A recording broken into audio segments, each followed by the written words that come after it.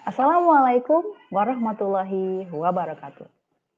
Selamat siang pada Anda, 3.000 peserta terpilih Bangkit 2021 yang kami banggakan. Selamat datang kembali di acara Students Technical Briefing Session pembukaan Bangkit pada hari ini. Acara ini disiarkan secara live dari YouTube Bangkit Akademi. Saya Mutiara Arumsari dari tim Bangkit. Tadi pagi, Anda telah banyak menyimak betapa program Bangkit ini didesain untuk mencetak talenta ahli berkaliber tinggi. Bayangkan itu adalah diri Anda. Proyeksikan masa depan Anda selama 18 minggu yang akan Anda mulai dari hari ini.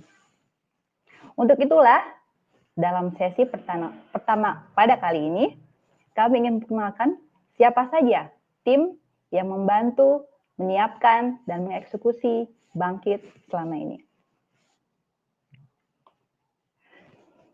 Next slide, please. Sambil menunggu. Oke. Sebelum itu, mari kita simak apa saja yang akan menjadi materi utama pada hari ini. Yang pertama, kita akan menyimak bagaimana partner dari Bangkit memberikan aspirasi serta motivasi untuk teman-teman dalam memulai program ini. Yang kedua, kita beralih belajar mengenai apa saja metode dan kurikulum yang akan dipakai selama 18 minggu pembelajaran. Yang ketiga, ada Code of Conduct dan Requirement yang akan menentukan apakah Anda bisa lulus atau tidak dari program Bangkit. Yang keempat, kenali tools dan resources sumber daya apa saja yang Anda butuhkan untuk lulus sehingga menjadi salah satu peserta yang berhasil. Berikutnya kita akan melihat langsung bagaimana sumber daya tersebut didemonstrasikan oleh salah satu partner kami. Dan yang terakhir, kita akan mengulas apa saja sih pertanyaan yang selama ini banyak Anda tanyakan, termasuk di link Discord yang kemarin sudah kami kirimkan, serta hal-hal apa yang perlu dilakukan dari sekarang agar perjalanan Anda di Bangkit menjadi perjalanan yang penuh dengan banyak insight dan pengembangan diri Anda. Untuk itu, yang pertama saya akan memperkenalkan siapa saja di tim Bangkit tahun ini. Yang pertama, saya sendiri adalah Mutiara Arumsari. Saya Project Manager untuk Bangkit tahun ini. Tadi pagi rekan-rekan sudah melihat presentasi dari William. Sejak tahun lalu, William Florence yang bertugas sebagai Education Program Leads di Asia Pasifik telah menjadi salah satu motor utama dari penyelenggaraan Bangkit selama ini. Lalu yang ketiga, ada Mbak Febria Rosita, yang mana beliau juga akan memberikan insight mengenai kurikulum ya setelah para partner. Juga ada halo, hai Febria. Hai. Hai, siap-siap nanti. Berikutnya, kami juga ingin memperkenalkan Mas Yoza. Mas Adrianus Yoza Aprilio ini akan menjadi cohort manager. Beliau yang selama ini days and night mengurusi hal-hal yang sangat berkaitan dengan students life Anda semua. Mas Yoza, you wanna show your face? Hello, that's Mas Yoza. And also you will hear from him as well. And lastly, we have Mbak Dora, but today she doesn't make it for this afternoon. So while waiting, we are going to directly to the next session where I will introduce Mas Juan Intan Sangrawan. Beliau adalah salah satu the biggest supporter for Bangkit also for this year. Halo, Mas Juan. Halo, Mbak Ra. Halo, the floor is yours ya, Mas. Ya, sip. Thank you. Oke, saya mulai ya. Sekali lagi terima kasih buat Mbak Ra dan selamat siang untuk semua serta Bangkit ya. Dan nanti mungkin di presentasi saya siang ini saya akan bicara dalam bahasa Inggris ya. Sekali lagi selamat datang ya buat teman-teman yang sudah hadir di sini. Selamat juga sudah mengikuti dan masuk dalam program Bangkit. Once again, as introduced by Mbak Raya, I am the analytics lead and also senior data product manager in Traveloka. I think it's our honor to be able to participate and contribute in the Bangkit for this year, 2021. And again, my intention or my objective in this brief session is quite straightforward, actually. The intention of my session is to really encourage all of you to put your commitment in this Bangkit program, so you can complete this Bangkit program from the beginning till the end. I think that's the simple objective about my brief session. I think it will take somewhere around 5 to 7 minutes, and I hope I can give you a bit of inspiration and give you a bit of encouragement as well. If you ask me why you should give your best commitment to complete this program from the beginning till the end, I think the answer is quite straightforward and quite simple, actually, because I think all of us, all the tech partners, Google, the Ministry of Education, all of us, universities as well, all of us have put our best efforts to prepare and organize this program. And then for your betterment as well, for your good progress and so on. And I will share at least 2 points why we are so excited in supporting this program. And I hope this excitement will be spread to all of you as well. So the first point is about digital talents, and then the second point is about digital ecosystem. So this is a simple quote from our co-founder from Traveloka, Mr. Albert. I believe you have heard him, his presentation and sharing this morning. I think there are a few keywords that I would like to re-emphasize from him. The first one is about the importance of digital talents, especially in Indonesia. And then the second one is the Traveloka's aspiration to really give a really clear and rigid and concrete contribution into the society, into the context of the Indonesia. Next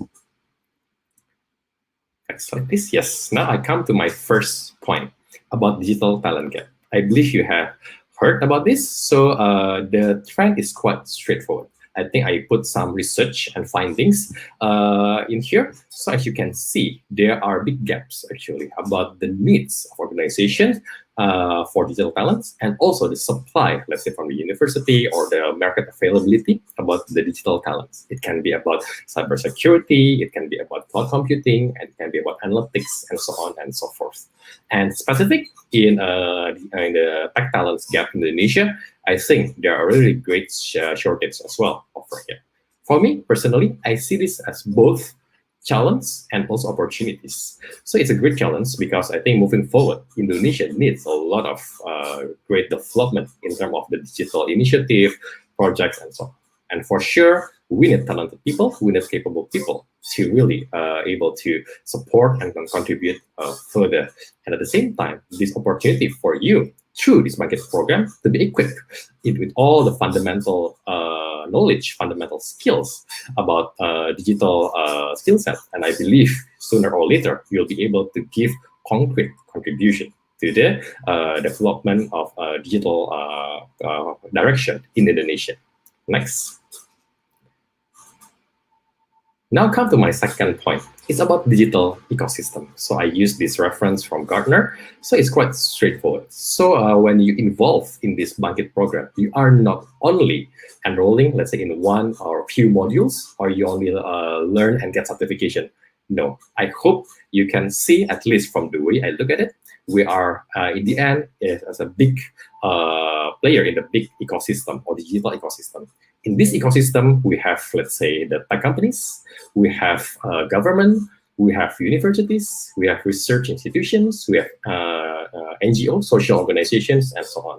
And I think all of us will play our part to contribute and to further develop the digital ecosystem. So I hope when you see this, you are not only seeing it from the short term, but you see from the bigger picture. That's exactly the reason why, let's say, the Ministry of Education, they work together with Google, with the tech companies, with universities to further develop the program of Kampus Merdeka. And it is also the exact reason why Traveloka, as one of the tech companies, were excited to involve in this Bangkit program, to nurture and then to be able to groom the better digital talents in Indonesia. And for sure, universities, research institutions, and so on, they also think from this angle. So I hope through this Bangkit program, you'll be equipped to learn some of the important digital skill set, and maybe 5-10 years from now, we will see you contributing really greatly in the digital ecosystem in Indonesia, and also maybe some of you will be the founders of tech companies that can solve the really demanding challenges in Indonesia. So I think by having these 2 points, first one is about the digital talents, the second one is about the digital ecosystem, it is really sufficient to make me excited, to make me really committed to support this Bangkit program. And I hope all of you, as the students who have enrolled in this Bangkit program, you also put your best commitments to complete this program from the beginning till the end. And you will learn a lot, you grow a lot, and you also have a lot of fun and enjoyment in this program. Thank you. Pass it back to you, Mbak Ara. Hello, Mas Juan. It was interesting what you said earlier about seeing ourselves as a bigger picture of a digital ecosystem, yeah? We often see ourselves as working, struggling ourselves, but in fact, we're a part of building the ecosystem itself. So, Mas Juan, your thoughtful presentation is much appreciated. Bye-bye, Mas. Thank you. Enjoy. Thank you. Bye-bye. And for the next lineup, I'm going to introduce you to Mutia Hersanti. Mbak Mutia, as we call her, is a program manager Go Academy in Gojek. So, what she does is she approaches what Gojek implement as attracting and developing high potential tech university students. So, it's under the Go Academy initiative. So, without further ado, here comes Mbak Mutia. Please come to the stage. Thank you, Mbak Ara. Hi, good afternoon, everyone. My name is Mutia. I'm the program manager for Go Academy. I'm also Bangkit POC from Gojek. So today I want to welcome all the 3,000 students that are coming from all over Indonesia, and you guys are going to start your journey in Bangkit today. So welcome, learners. Next slide, please. As Monica said this morning, Gojek believes that the social impact value should be run end-to-end, and we are honored to be trusted to take a part in Bangkit program, which has the same vision as what we had in Gojek. This time, Gojek proudly sent our 41 Go troops to be your mentors in Bangkit so they can help you to learn about machine learning, cloud computing, mobile programming for Android, and also career development. Next slide. All right. First of all, I want every one of you to give a pat on your shoulders as you are the selected student that passing a very rigorous selection process to join this program. So I hope you can make the most of this opportunity as there are so many people out there who wants to have your seat right now. Next. Second, you should be proud of yourself. And don't forget to always thank yourself as you are doing great until now. Next. So if Mas Juan already explained about the digital talent crisis that we face in Indonesia, today I'm here to give you a few hints or hacks that I hope could help you thrive not only for this program, but also for your learning moving forward. If you're a book lovers, you might want to read the book recommendation that I mentioned in these slides. So first one, you should make a learning as your habit. And one of the way to do that is through micro-learning. I put Atomic Habit by James Clear as the book reference, as in there you can read how to building a habit in the baby step. So 1% improvement may be not noticeable, but it can be far more meaningful in the long run. So I hope all of you will always have at least one improvement every day. So by the end of Bangkit program, you can maximize all knowledges you've got to help you prepare your career. Next slide. In order to build a learning habit, you should have a skill called grit. So what is grit looks like in the real life? Let me take you an example from Gojek Engineering Bootcamp. In Gojek Engineering Bootcamp, we always give our bootcampers a problem that required clean code as the success parameter of that problem. Every clean code violation that occurred will cause the error mirror F to erase their entire code base, so they have to start from the scratch again. It is not easy, totally, it's painful. But they are doing this practice every day for at least 1 month. And it's not, even though it's not easy, But by the end, they are finally able to develop an unconscious habit to always writing a clean code. So if you can think of a time when you set a goal and persevere through a challenge to reach that goal, then that was the time you're building your grade. Next. The third one, learning is important in every field, especially if you are aspired to have career in tech. Working in tech means learning all the time. That is one of the culture in Gojek's engineering team. As technology keeps changing, what worked a decade ago may be completely obsolete now. In order to keep you up, you have to learn to unlearn and embrace a new knowledge all the time. Next. Fourth, all those hacks that I shared previously in the last slide, not going to work easily without having a growth mindset. I'm going to quote one of my favorite wisdom from Carol Dweck, the author of Mindset book. So, in a growth mindset, challenges are exciting rather than threatening. So, rather than thinking, oh, I'm going to reveal my weakness, you can say, wow, here is my chance to grow. So, I hope after this session, all of you could learn more about growth mindset and try to embrace it in your daily activity. Next. Last thing, as social impact is always in Gojek's DNA, we have a mantra that helps us to live up to that value, which is there is always a way. Pasti ada jalan. So we believe that pasti ada jalan for you to be machine learning engineer, cloud engineer, Android engineer, or any other roles that you want to achieve in your life. And all you have to do is keep thriving, don't stop learning. So during the class, we expect all students to actively participate. First, you should actively participate by telling us your thoughts and put your share why from the voicing your opinion. Do not afraid to make a mistakes, as Bangkit is the safest environment for you to learn. So you can do experiment as crazy as you can, and you can ask relevant things as much as you want. Remember, there is no such a silly questions, so don't be afraid. Lastly, learning should be fun. I wish all of you a huge good luck and enjoy all activities and exposure that you will get from Bangkit program. So, next slide. Please remember this mantra. Pasti ada jalan. Thank you. Over to you, Mbak Ara. Hello, Mbak. It was really good. If I can think of one visions I have in mind about you is you are an avid reader of those personal growth book. Am I right? Yes. I can tell. I can That's really a tell. good book, Mbak. You can I know. you can read it. I read some of them actually, but not as avid as you are. And there's one interesting point you mentioned about the strive towards a clean code. Is that like a common exercise for both the newbie engineers as well as senior and other level engineers in Gojek? Yes, in Gojek we really using clean code and TDD because there are so many people that relies on our service. So we need to ensure our code that goes into production is clean and readable.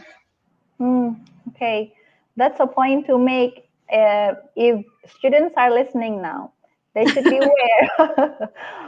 If they strive to work in a unicorn class company, then they should learn how to code clean, and hopefully throughout the 18 weeks ahead, we'll equip you with the right tools, methodology to learn and unlearn, as you mentioned, ya, Mbak, Yeah. to learn and unlearn new skills and talents. Thank you, Mbak Mutia. Much Thank you. appreciate your Good time. luck. Thank you. Okay, next, it's our pleasure to also introduce you to our great third lineup speaker. It is Mbak Rosi Triana Iskandar. Mbak Rosi, as we call her, is a product manager at Tokopedia Academy, at Tokopedia. So her institution aims to provide access for everyone to learn how to contribute to the development of Indonesia's economy through technology. I cannot think of any other person that would fit perfectly into the session, but you, Mbak Rosi. Please Thank welcome. you, Mbak. Please go ahead, Mbak. Floor is yours. Yes, thank you, Mbak. Hello, everyone. I'm Rosi Triana Iskandar, the product manager of Tokopedia Academy. Next slide, please. So here I'm representing Tokopedia in order to share a little bit to you guys about the topic of empowering Indonesia's next generation of leaders through technology. Next slide. Okay, a little bit of the background why Tokopedia actually supports Bangkit program is because, as you know, Tokopedia as an Indonesian technology company, we believe that this collaboration is actually in line with what Tokopedia is actually ongoingly doing. So we want to produce future digital talents to the country and open access for everyone to learn and also contribute to the country through technology, and also jointly encouraging digital economic equity in Indonesia, as stated as our vice chairman and co-founder of Tokopedia, Pak Leontinus. And next slide. Yeah, and in order to support this mission in helping Indonesia's next generation of technology of leaders, in order to strengthen their theoretical knowledge and also practical experience that strongly aligns with our mission to democratize commerce with technology, we'd like to share some of the aspirations for the participants of Bangkit. The first one is to explore, because every new idea looks crazy at first, believe it. And a good idea becomes a great idea when you let it out. So be brave to explore as many as ideas possible and see the opportunities to make the most relevant impact we can create to this country. And the second one is to connect. So be ready to get to know new people, new perspectives, and build a connection that will be beneficial for your future networking through this program. And the third one, we want the participants to have this growth mindset, because before you become a future leader, success is all about growing yourself. And when you become a leader one day, success is all about growing others. And this growth mindset is also one of the DNAs or the spirit that actually Tokopedia has in always striving for the better in whatever we do. Next slide. And I have a tips for the participants, for you guys, in the concept of learning and development framework. As you might heard about 70-20-10 concepts. So the learning and the development itself can be gotten from 70% of the context from learning on the job trainings, 20% context from the relationships and connections that you build from mentoring, coaching, and buddies, and the 10% concepts that you can get from learning based on the in-class training or the online trainings.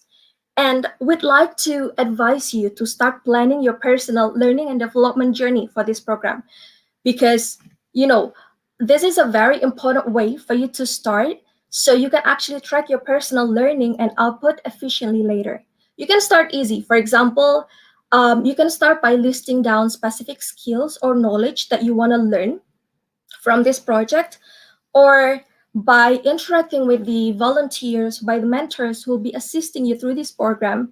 You can also list down any specific job roles that you'd like to get to know more, or additional trainings or workshops that you can join in order to enrich your knowledge. So make sure that you can actually plan your own personal learning development through this concept. And next slide, please. So I also have I need to share this success story, I can say, from one of our Tokopedia employee, Jessica Cecilia Budianto. She was also the alumni of Bangkit 2020. And what I want to highlight here is for the participants to focus on collecting the experience, because experience is everything. Your lessons, your mistakes, your highs and lows, they all make up who you are. And the time at the university especially is a very good time. It's a golden time where you can actually develop as many as skills possible to prepare you for the future job world. So now you know about Jess' story, and please get ready to create your own too. Next slide. So, as your future depends on what you do today, and today marked as the opening of your new journey with Bangkit Project, so make sure you make it count. And remember this slogan of mulai aja dulu untuk Indonesia. Good luck all the best. I'm passing it to Mbak Ara again. Thank you. Mbak Rosi, thank you very much. I have a question if you don't mind.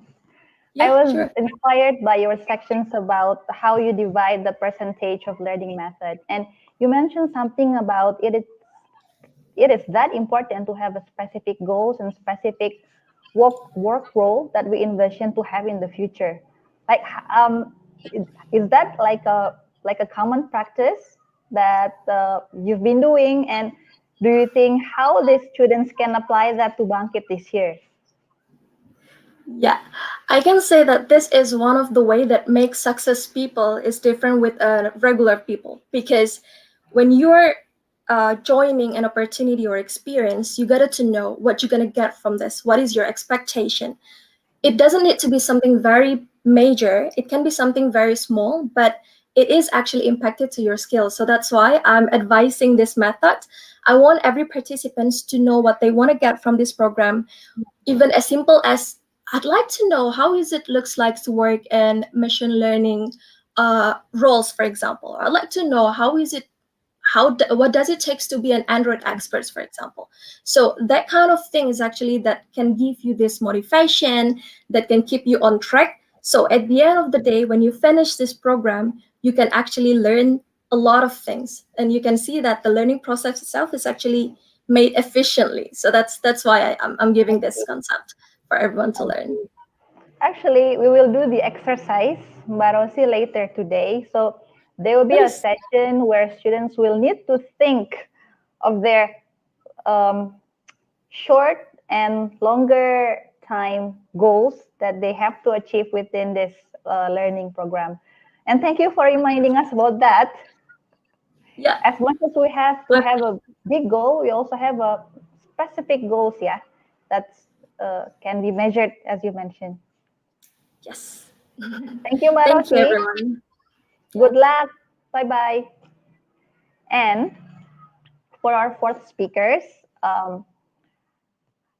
he's not from unicorn company or from private sectors. He comes forward as our industry partners, coming from a non-profit or a non-profit institution. I'm going to call forward Mas Pandu Putra. An ITB graduate, Mas Pandu has contributed a lot to Picoban. One of his success is building up the Jabar Digital Services on his professional work, but in deep tech, he acts as co-founder as well. So, Mas Pandu, the floor is yours.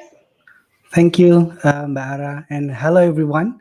We're really happy, really glad to see you all today, and thank you, Bangkit, for helping us to embark on this journey together with the founding partners, with Gojek, Traveloka, and Tokopedia, as we further cement our commitment to build a more equitable and more better digital talent ecosystem in Indonesia.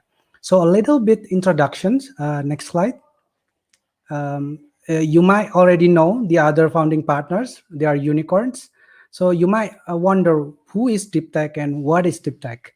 So Deep Tech is, we are a community of CTO, vice president, senior, principal engineers from all startups, government, and enterprises all over Indonesia, including those from Gojek, Traveloka, and Tokopedia.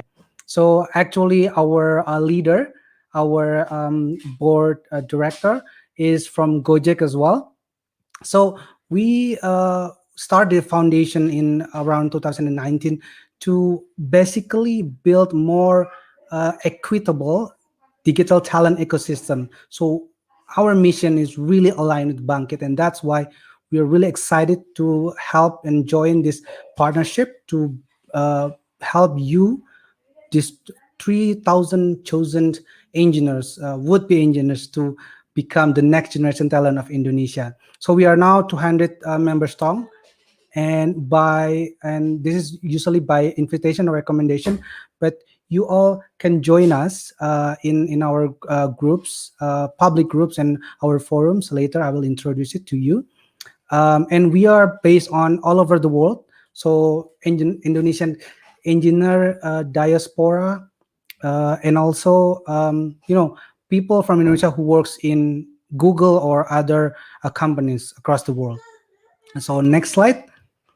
I want to introduce you. Next slide, please. Yeah, I want to introduce you to some of the mission of deep tech. So these are three example of amazing people you might not, or you might know, or you might not know all of them. So this is the poster from our flagship program, one of our podcasts, Ceritanya Developer, which you can find later in Spotify or other podcast platform. So next slide. I will reveal to you who are them. So first of all, this is our patron, one of our senior member, Mas Arya, which is the creator of Phantom.js. If you already know, Phantom.js is one of the most widely acclaimed, open source product, open source tools in the world.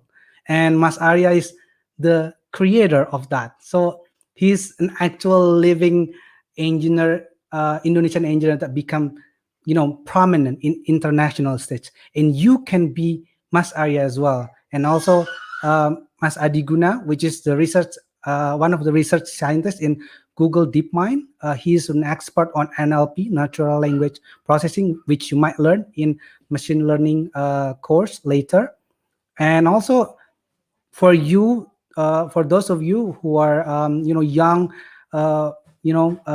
growing women in tech, Mbak Feni is one of the example that Indonesian female engineering leader can also be, prominent and strong leader in international stage. Next slide. Now, another side of the equation is here there are two also member of Deep Tech. Those before that I introduced is also a member of Deep Tech. But next slide, I'll reveal it. Who are these two amazing gentlemen? Next slide. First of all is Mas Andi from Traveloka and Mas Asep from Tanybox. You might wonder who are these guys. If the previous three guys are amazing people from Indonesia who are in the international stage, these two amazing gentlemen is engineer Indonesia who chose or who emerged from local, from regional cities in Indonesia. So they're not based on Jakarta. Mas Andi, if I'm not wrong, is based on Malang and developed communities in Malang, even though he works in Traveloka remotely. Mas Asep is also in Bali, I think. I might be wrong, but he also emerged from tier 2 or tier 3 cities. So this is also one of, I think, what Bangkit represent as well. And it also shown in the spread of you, all of the participants, and also the university partners. It's all over Indonesia. It's not just Jakarta or Bandung or even Surabaya. And this is also what we think is a big start for more equitable, or in Indonesia maybe merata digital talent ecosystem. So next slide. So it's not just Jakarta or Bandung or other big cities, but also every cities in Indonesia.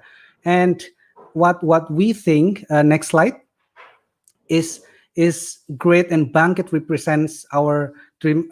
Before slide is Indonesia Setara. This is our tagline. So we want to bring Indonesia Setara in international stage. We want Indonesia become the leader and present in international stage, but also become equitable in all of Indonesia, not just big cities. And we want actually the talent stays or develop the communities. So every engineer, no matter if he's in Jakarta or in big cities, can learn and become, the best and top engineer. And that can start from you. So you better not just think that this is just another, courses or another, learning journey, but this is something big that you can start from yourself to bring a better talent ecosystem, and also to bring yourself or people around you to become Indonesian engineer in international stage. So next slide. What we can do is share knowledge like this. a lot of volunteers in Bangkit share their knowledge. We also have a really good platform, diskusi.tech. You can visit it. It's basically where you can interact with engineers, strong engineers, Mas Arya, or those amazing engineers for Indonesia, in Indonesia or outside Indonesia, and learn from them. Next slide. And in Bangkit also, you get supportive network. So don't just learn by yourself. Build your network, not in Bangkit only, but also in your communities. So take advantage of these opportunities. We in this Deep Tech, we have our communities as well. Next slide. And the last one is, what we do in Deep Tech also is to, push our limit, to develop leadership in engineer, in technically, or in leadership or self-development. And that's also what will happen and what will you experience in Bangkit. So next slide. So be more attentive and share your knowledge, learn a lot, build your network in this Bangkit journey, and then develop yourself. Have a growth mindset, and become a better engineer for Indonesia. Next slide. Last but not least, in Deep Tech ID, we have our third Raison d'être, which basically, if you not familiar with Raison d'être, it's a reason for being, or our principles. Our third principle is we care about social issues and we will do our part as much as we are capable of. So next slide. In Bangkit, we are not only learning by theory or listening from instructors, but we learn by doing. This is a really great quote. What we learn to do, we learn by doing. If you're not doing it, then you cannot, or your experience will not be as better if you are doing it yourself. The next one, William has a next slide. William also has mentioned earlier today that in Bangkit, you will also have a chance to contribute and learn from, this is the Rencana Pembangunan Jangka Menengah Nasional. It's basically the government plan for building Indonesia in the next 4 or 5 years. And then we have Stranas AI, so Strategi Nasional Artificial Intelligence, and many others, real problems that we, with our partners, develop for you to start your projects, to start solving. Like William said, yeah, might be you become the next unicorn, or even some of, not just one of your, but like some of you become the next unicorn or the next engineers. You build your network, and then you build a great solution and business after this. The next one.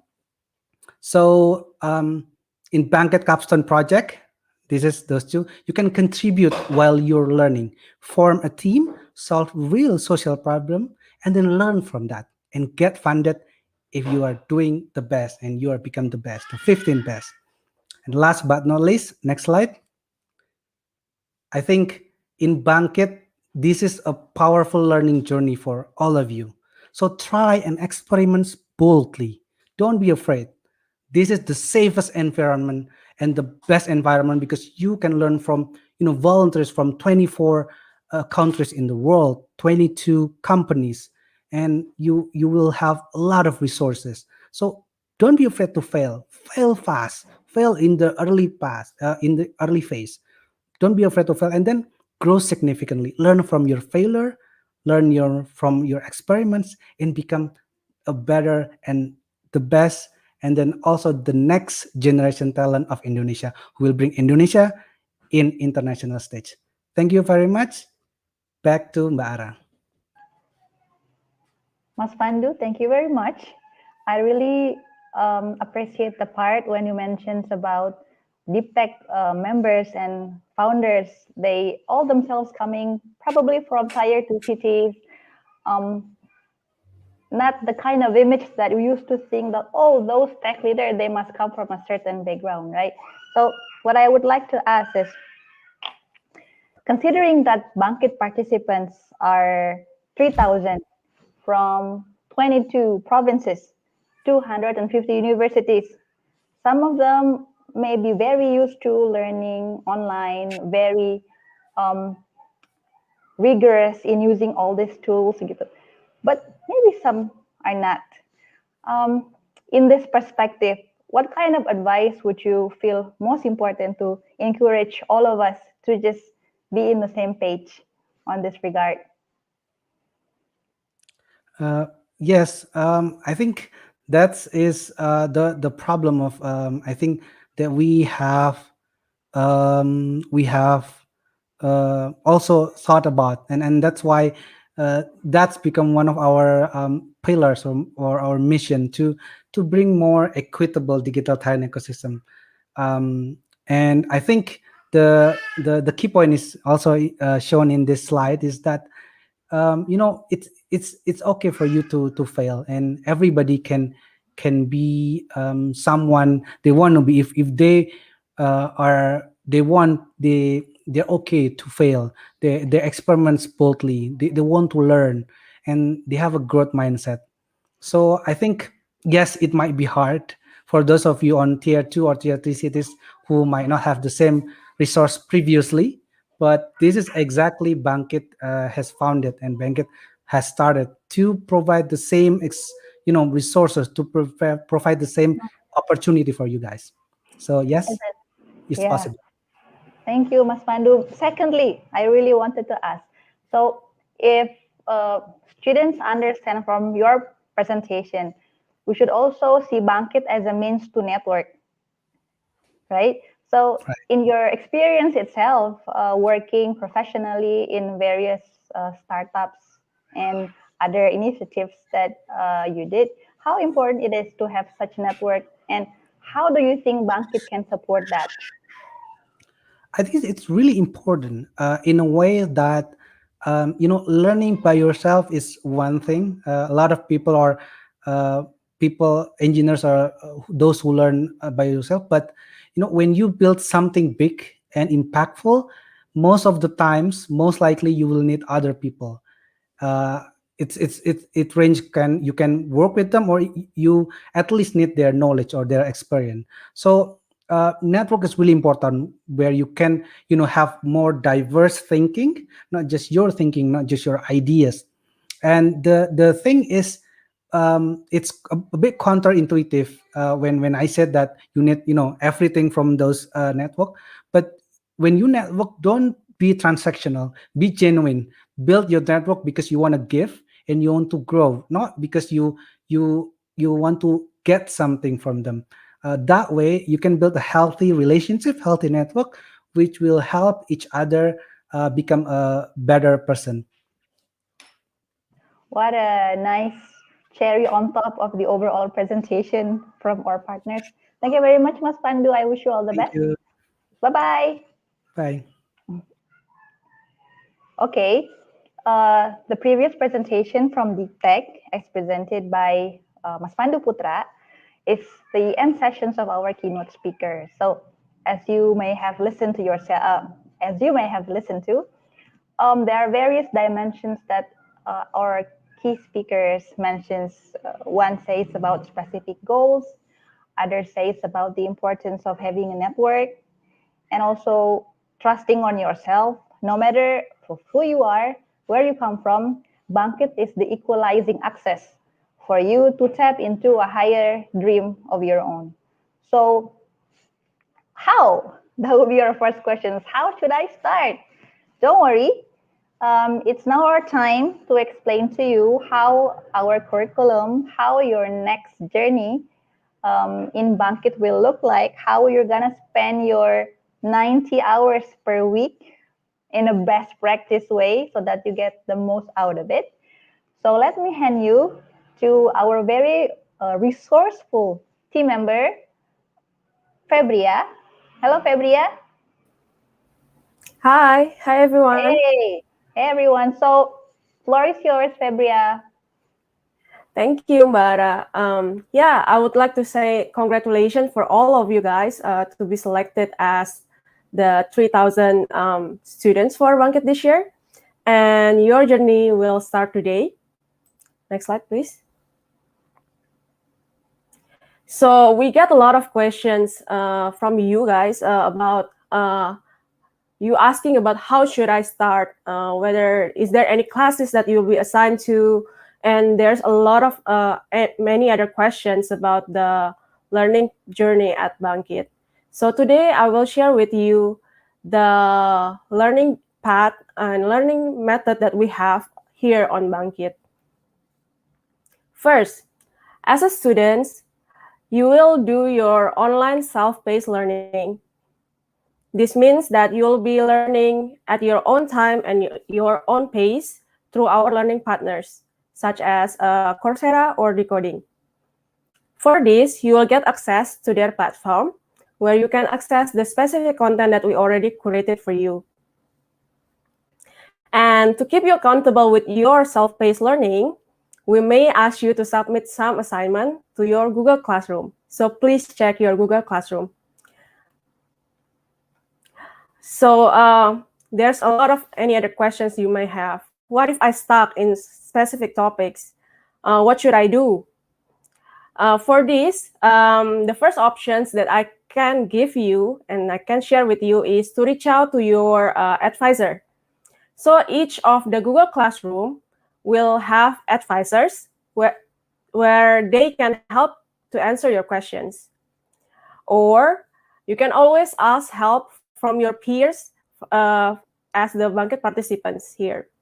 So each of the Google Classroom will have around 50 to 100 students, depending on the type of the classroom that you are in. So for example, for soft skill or career development classroom, you will have around 100 friends there. And for the technical one, you will have around 50 friends. So please do help each other. Next, as an addition to what you learn on Coursera and Decoding, we will group you to another 50 to another 100 students to do the instructor-led sessions. So this session will be led by our industry instructors as well as our faculty instructors. And we are hoping by joining these sessions, you can interact more with your peers, with your friends here at Bangkit, do some exercises, and then implement what you learn on the self-study materials together. Since this instructor-led session will be led by our industry and our faculty instructors, so you will interact directly with people who work in the industry. So it's a chance for you to ask questions for them. And last but not least, as part of our graduation criteria, you will be working on a group capstone project. And each of the group will consist of 6 students per group from 3 different learning paths. So each of the learning path will contribute into 2 students. So you'll have 2 students from cloud computing learning path, 2 students from machine learning path, and 2 students from Android learning path. And you will be working together on a project to solve Indonesian problem, as Pandu said in the previous presentations. For more detail about the capstone project, Yoza, our cohort manager, will share more details with you later.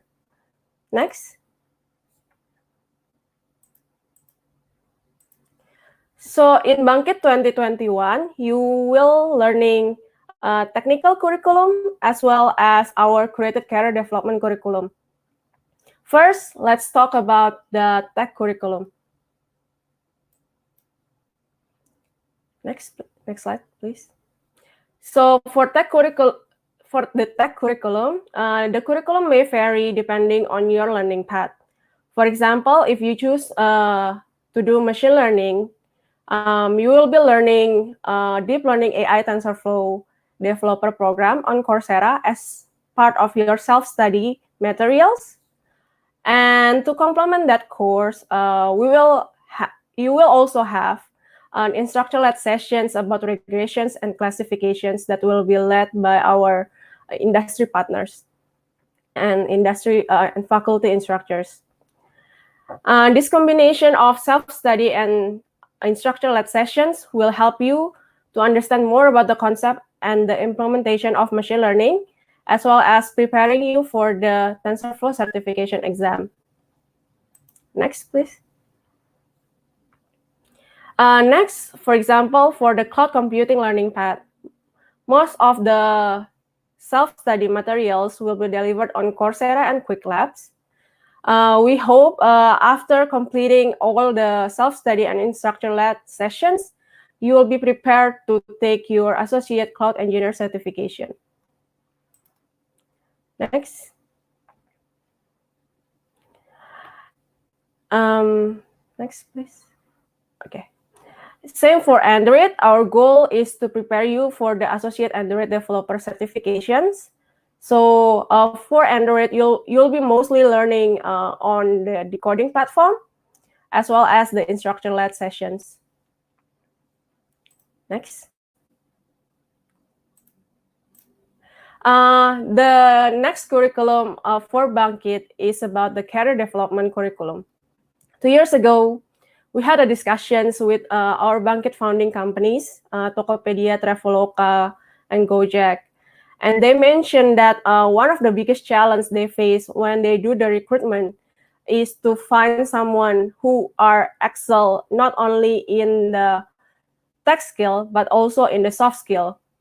And so they can working closely together with others. Next. Some of you may underestimate the value of having a soft skill materials as part of the curriculum. But in Bangkit, our program is an interdisciplinary program. So you will learning about the theory, but you will also implement that theory into a practice. So for example, here you can see we will have a giving and receiving feedback curriculum for the soft skill materials. So you will be learning the best way to giving and receiving feedback through our instructor-led sessions, but also implement that when you are doing the group discussions or when you are doing curriculum review or something together with your friends on Discord, or maybe right now on the Google chat. I saw that a lot of people like keep commenting on the YouTube chat, and some of you also give them feedback as well, like to behave in a good way. So as you heard from Jessica from Tokopedia in the morning sessions, soft skill is one of the most important things that she learned and that can help her to join Tokopedia today. So I hope that by learning the career development materials from Bangkit, you can land to your best company in Indonesia. Next.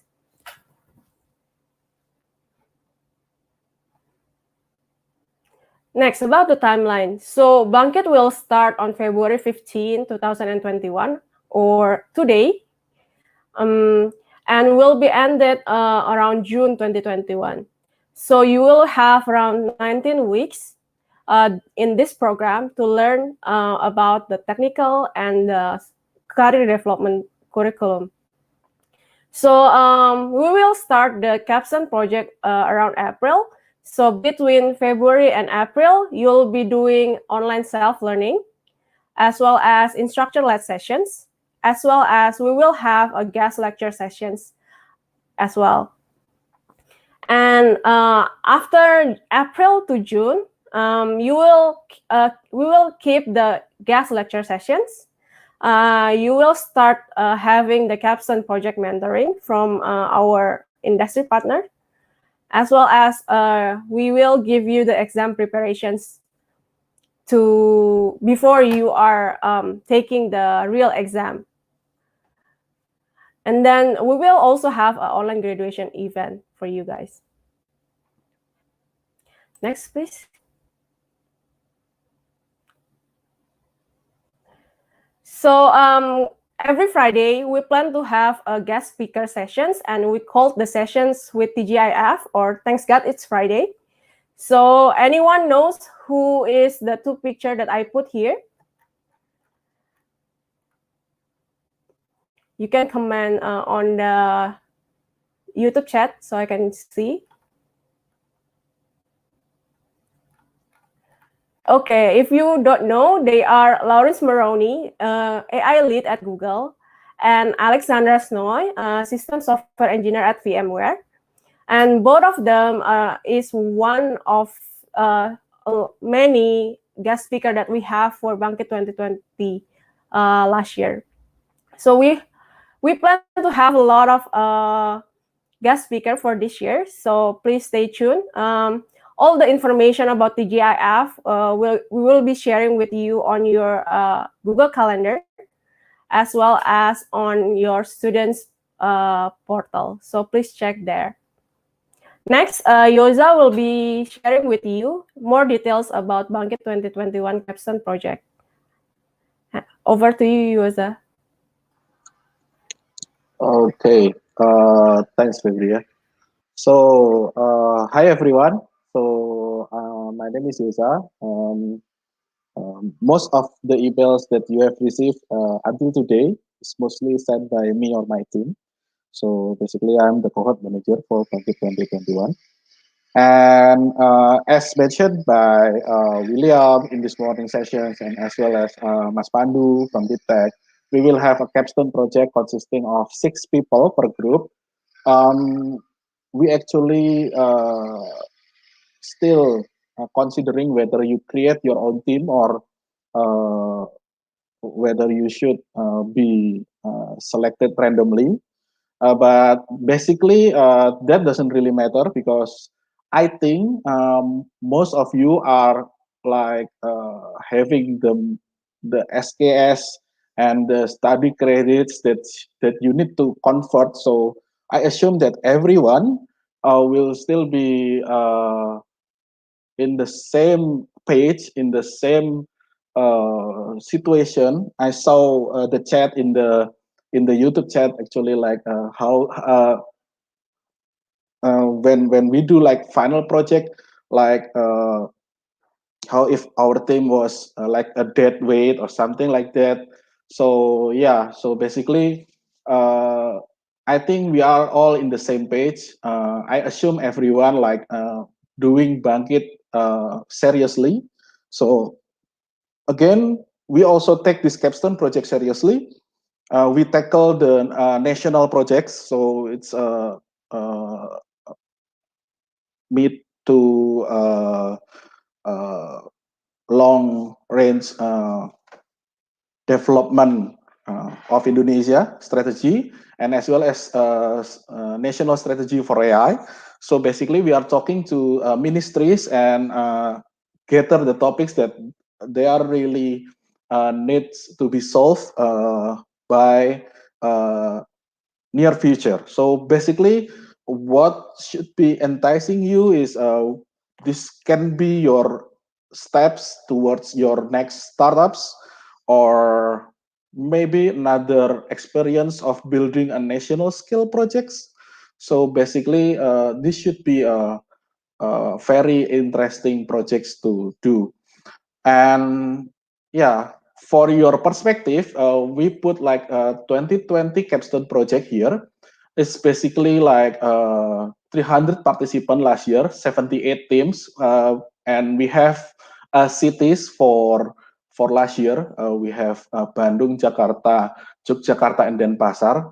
Basically, they need to have useful machine learning projects and implement a public data set, so they don't create the data set by themselves, and the results should be like state of the art improvement. So this is like not for the faint-hearted. So this is like really, you need to compare the baseline and the state of the art implementation, and as well documenting the process.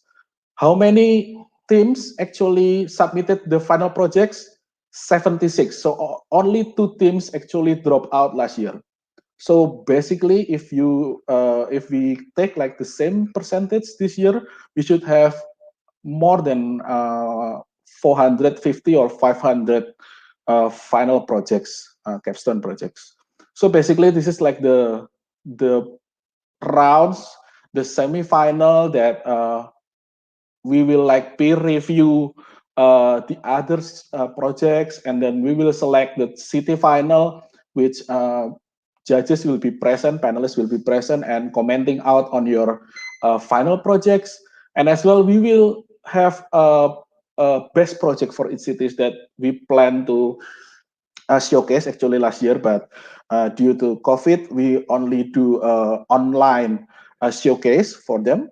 And some even continued their project and competing in regional competition. So I have a short video that we will play. It's about the final projects of Bangkit 2020. Can we please play the video?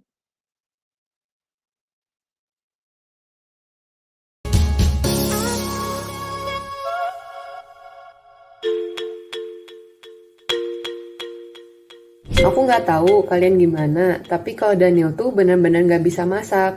Terus aku kasih tahu deh aplikasi What's Cooking. Jadi aplikasinya tuh kalian tinggal foto bahan makanan yang ada di meja, nanti aplikasinya ngasih rekomendasi resep berdasarkan apa yang kalian foto. Mudah kan?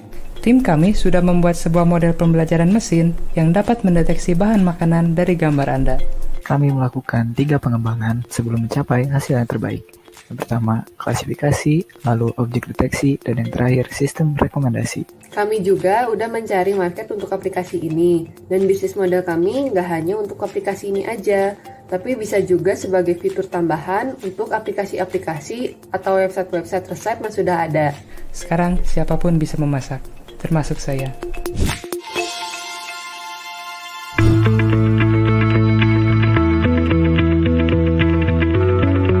Indonesia.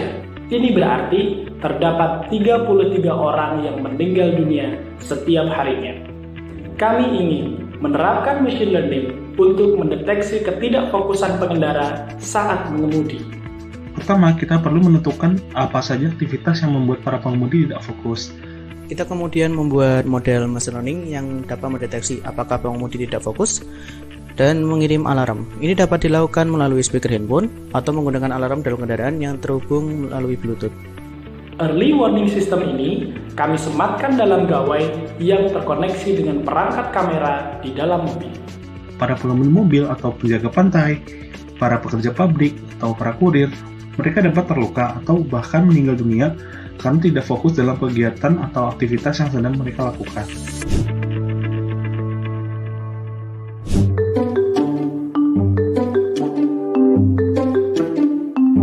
Setiap tahun di seluruh dunia terdapat 1 miliar ton limbah daur ulang yang dihasilkan. Namun, hanya 13,5% yang didaur ulang. Hal ini terjadi karena tingginya biaya penyortiran sampah sebelum sampah didaur ulang. Jadi kami membuat model machine learning yang mampu membedakan 6 jenis material sampah dan membantu mengurangi biaya daur ulang. Kami juga membuat prototipe alat yang mampu membedakan jenis sampah secara nyata dengan embedded CPU dan sebuah webcam. Kami ingin menerapkan teknologi ini pada mesin berulang dan untuk diimplementasikan di rumah-rumah, tempat umum, atau dimanapun yang dibutuhkan. Jadi, tujuan utama kami adalah untuk menjadikan dunia tempat yang lebih baik dan juga lebih bersih. Bukan hanya untuk kami, tapi juga untuk generasi penerus kami.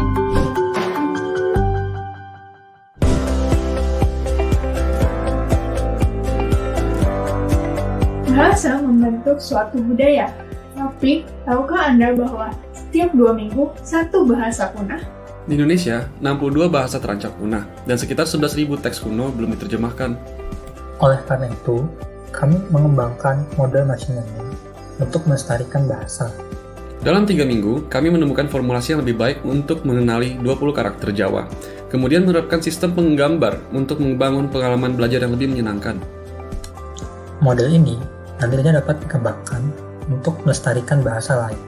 Karena ketika kita kehilangan bahasa kita kehilangan perspektif, ide, dan yang terpenting, kita kehilangan keunikan kita sebagai manusia.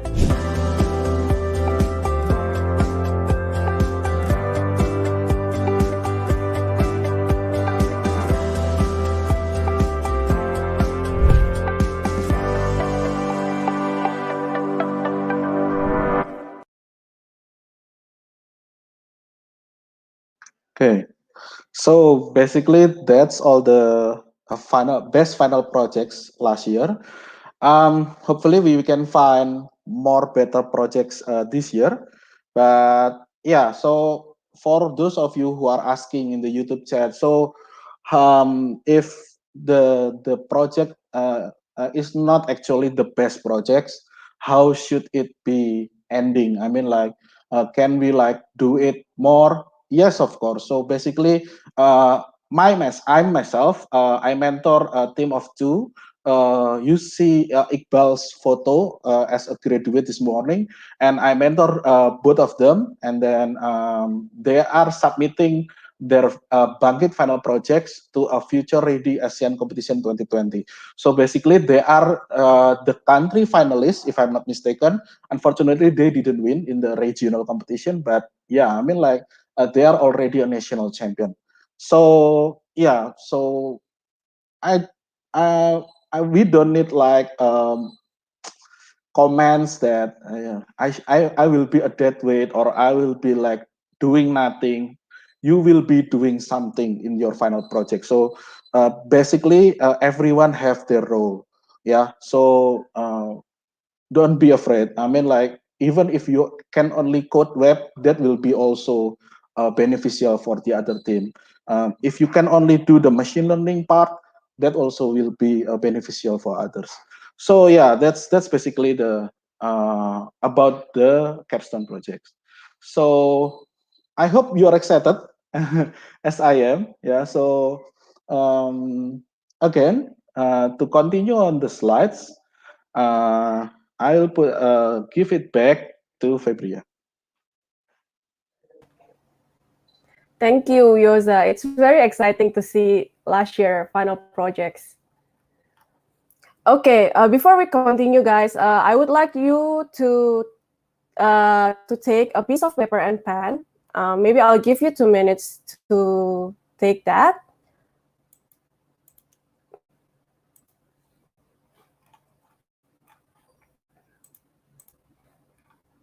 Meanwhile, we are waiting.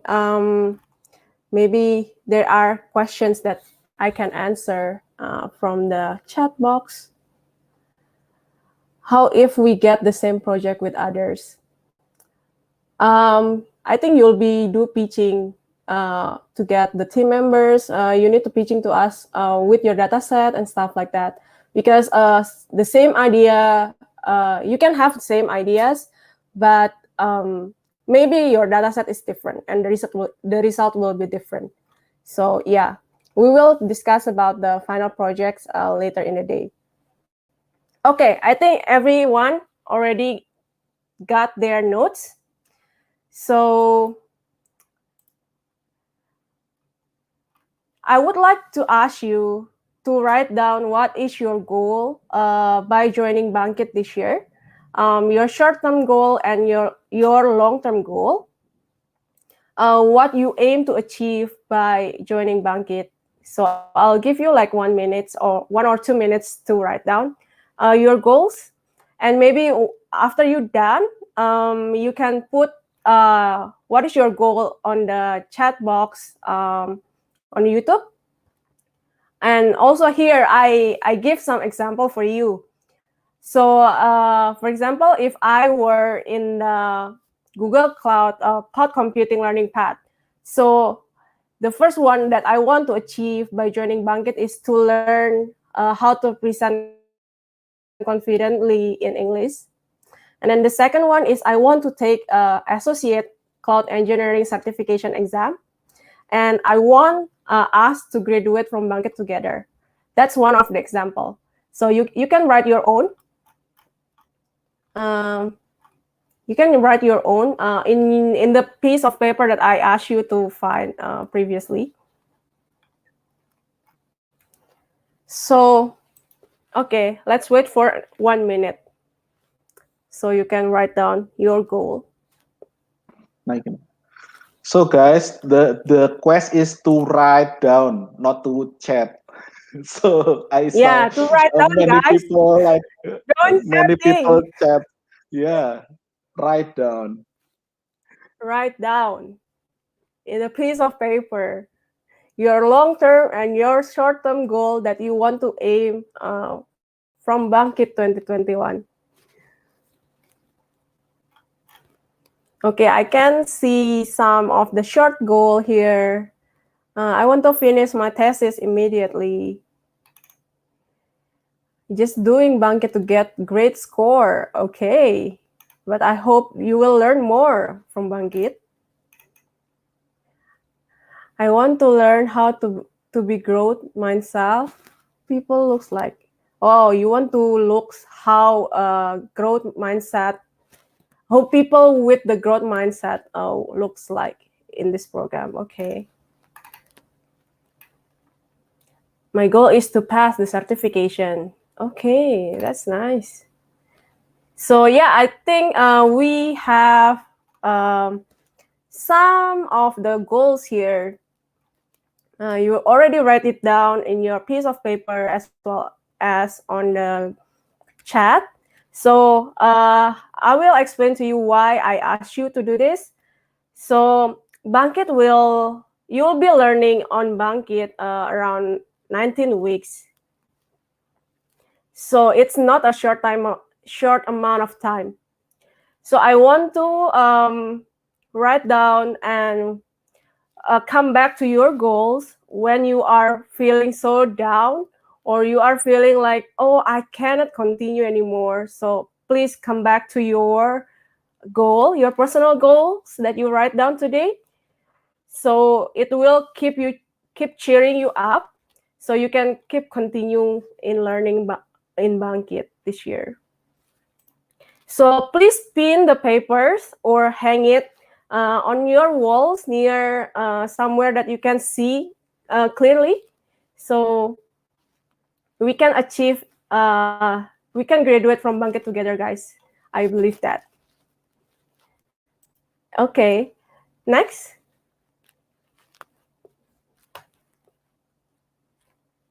So for code of conduct and requirements, I will hand it over again to Mbak Ara. She will be explaining about our code of conduct and some of the requirements for Bangkit 2021. Mbak Ara, over to you. Yes, thank you, Febria.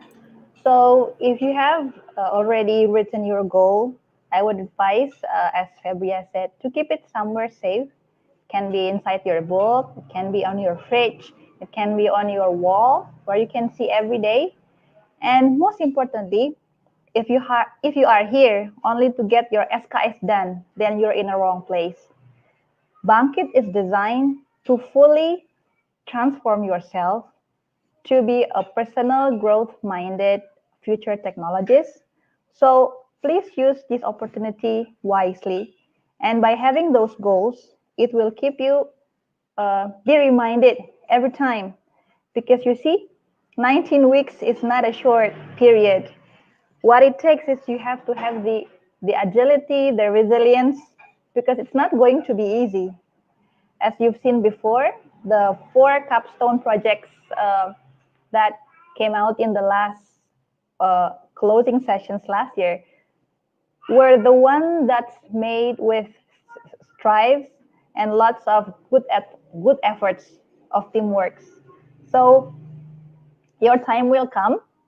But now, as you already know what's the curriculum, what are the requirements today, you might be asking, how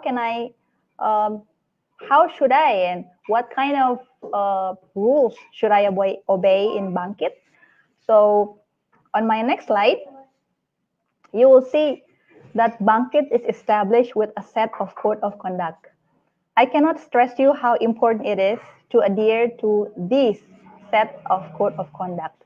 Why? Because the failure to do so may impact on losing your seat in Bangkit. The best resource for you to be reminded of each of these aspects is to go on to your student.bangkit.academy. There is this section, important info, on your right-hand side of the window. So there, you will see that the first rule that we must obey in Bangkit is the integrity. Here, you can always express your opinion, your argument without any judgment. Of course, it should be done in a good manner and the right channel. It's not like you're asking for volunteers at 5 a.m. in the morning. Can you explain more about this? Remember, ask correctly and ask in the right manner and time. And that's very important in an online learning where I cannot see your expression. All I see is just a writing. All I see is just your bare, straight writing without any emotion. So it can be taken differently by other person, thinking that you might be angry or you might be not in your good shape. That's the first one. Secondly, honesty. Honesty is the first and foremost principle that we should bear in mind. Without this, you can easily be expelled from Bangkit. Do your own work and credit others whose work that you credit. So let's say, if you have assignment in your Coursera or in your decoding account, and then you're tempted to see somebody else's coding lines and then try to copy and paste it, it's not gonna work. It always be reported back to us and we will take action against it. Thirdly is usefulness. In this age of social media, we seem to can always say anything we want, right? But not in Bangkit. When you say something, especially in our group channel, like Discord, and it's different hashtags, as you see, your comment should be based on usefulness. Usefulness means your comments are of value to others. Is it worthwhile? Will that bring an impact if I say something? Or the other way around? If that happens, then you might decline your intention to message that kind of lines. Next is responsiveness. If you see someone else, your friend from other groups, your own groups, asking questions, always remember, you will always reap what you sow. If you help others and be responsive to any kind of questions that you think you can answer, please do so. Later, if you are in need of help, somebody will help you out too. So be responsive, because as you see, me, Febria, and Yoza, only 3 of us. But we have to take care of 3,000 of you in a good manner.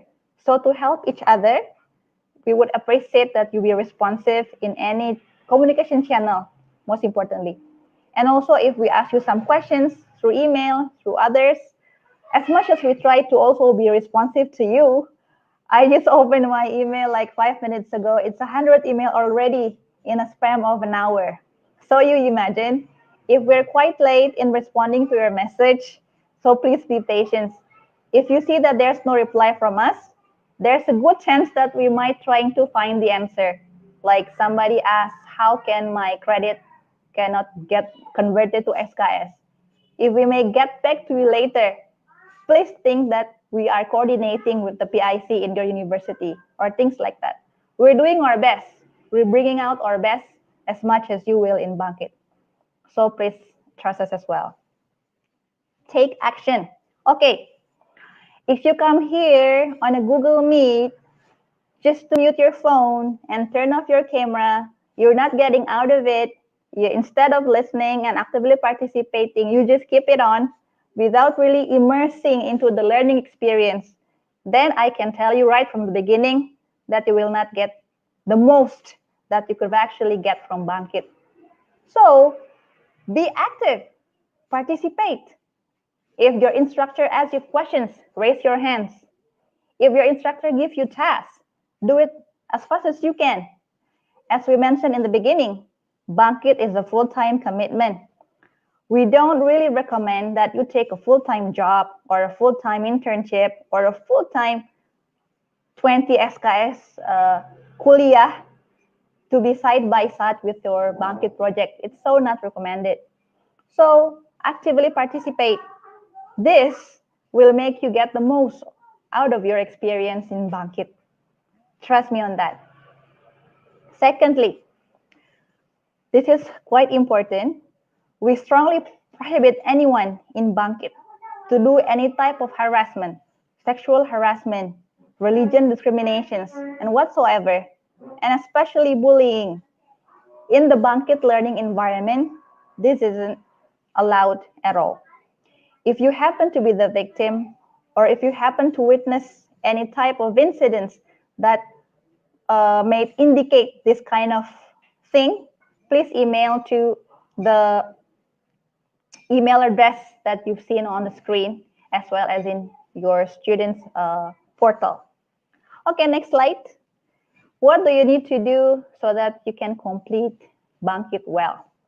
Okay, I've mentioned that you have to attend and be active, but also be noted that you have mandatory sessions that will impact on your grade and your completion rate. So be sure that you know which ones of your sessions are mandatory, and as well as for your self-paced session. For example, in your schedule, it says that on Monday you have to study for 4 hours learning Introduction to Kotlin, for example. But that day you have another class in your school requiring you to sit in another online class at the same time. No problem. That 4 hours that you leave must be replaced by the same learning on the same day. Because of what? 19 weeks, we cram different materials into such a condensed curriculum. If you delay your one-day learning schedule, it will impact on your overall learning targets. So if you skip 2 hours today between 8 to 10, you cannot make it in this morning. You should do it later, maybe at 8 to 10 in the evening.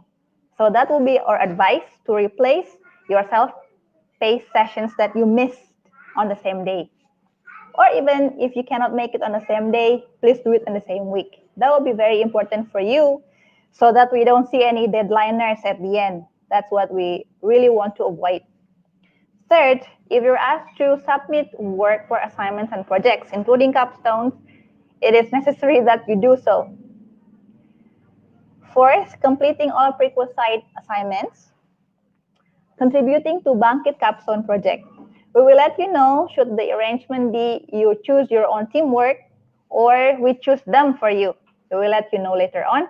Meanwhile, during this early learning process, the first week of your setting your foot in Bangkit, think of an idea from the RPJMN, Rencana Jangka Panjang Menengah that Indonesia has from Bappenas. There are 7 sectors. You can choose one of it. You can think from now on, or you can see your own surrounding, what kind of problems I want to solve nearby. So it's going to make your life easier just by looking at your own background and also the documents as I've mentioned. And lastly, it's adhering to the Bangkit Code of Conduct. All right, I think I've mentioned all the necessary ingredients for you to complete requirements. For now, I think it's must 7 sessions, am I right? Let me. Oh, it's the learning resources, sorry. I'm going to call our cohort manager, Mas Yoza, to explain his part on Bangkit learning resources. Okay. Okay. So, yours, Mas. Yeah, thank you, Mbara. So basically, we prepare some resources for you. Do not be frightened with with what Mbara just said. I mean, like that's just the code of conduct that we set as a requirement in Bangkit. So we all feel safe. We all feel in the zone of learning. We can learn faster and so on. So basically, we prepare everything for you. We have the students portal, which some of you may unable to access it. That's because you are accessing it using your Gmail account, so or your university account. So you have to access all the Bangkit Academy materials, portals, documents using the Bangkit.academy email that we given to you. So if you haven't got the email for the credential, please ping us. you can found or you can just email team@bangkit.academy. So then we will send it again to you. But most of the case, the email is on your spam, junk, or your promotions folder. So please do check them frequently. And then in the students portal, you will find like important links, the forms if you need to like get permission to skip the ILT, the Discord link. Yeah, so because of the limitation of Discord, that we need to change our invitation links weekly, I think. So we put the invitation link there, the updated one. And then we also like put the updated documents there. We have the cohort guide updated by today, and then Discord updated by last Saturday. And then we also send you the link or the tokens or the invitations to Bangkit learning partners. I think we have just sent the tokens for decoding just now for the web and the Kotlin one. And for those of you who haven't got it yet, please be patient. We are sending it to like 2,000, maybe 1,000, 2,000, or even 3,000 people. So it takes time to get it sent to you. So please, please do be patient. And even if it's already your time to do the materials, but you haven't got it, please feel free to email us, and we will try to respond as fast as possible. So basically, I want to show you, in case someone here out of 2,446 participants who are still here, thank you. We actually give you like students welcome kit and students cohort guide. So so just to browse through, I won't be like explaining everything today, but we on every document that we send to you, we put like table of contents, so you can go through it and go straight into specific things that you may need to know.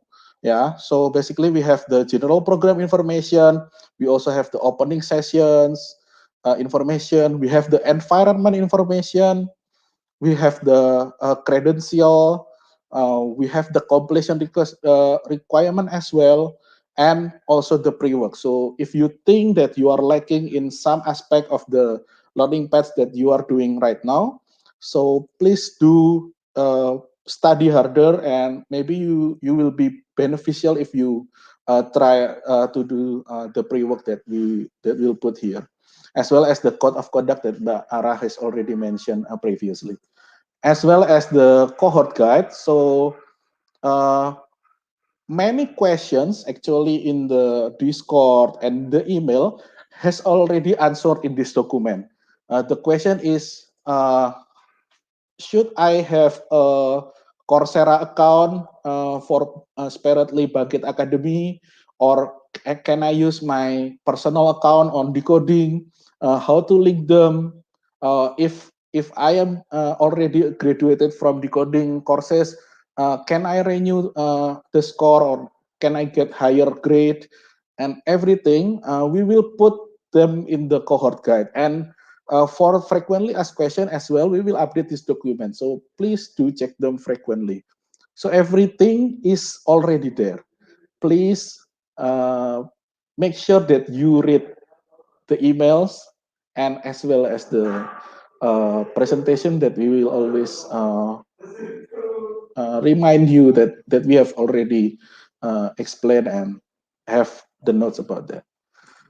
Okay, so basically we provide you with Google for Education suites, which is Classroom, Drive, Meet, and also Gmail. With this email, use this responsibly.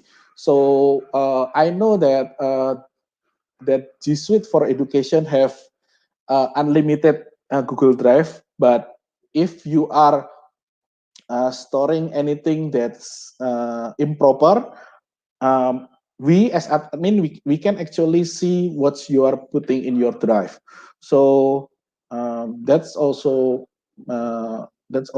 be the reason that you are not part of Bangkit anymore. So please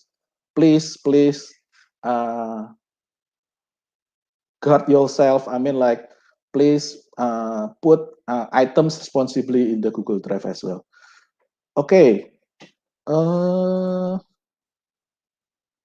Google Classroom. So basically, we prepare you with Google Classroom, and everything should be there. The assignment will be there as well for getting the certificates from Coursera or decoding, or even the assignments for the soft skill. It will be in the Google Classroom. So I suggest you to install Google Classroom and also put your Bangkit.academy account in your phone. So it will send you constant reminder of what you need to do in a week. As well, we have ILTs, instructor-led trainings, that will be using Google Meet.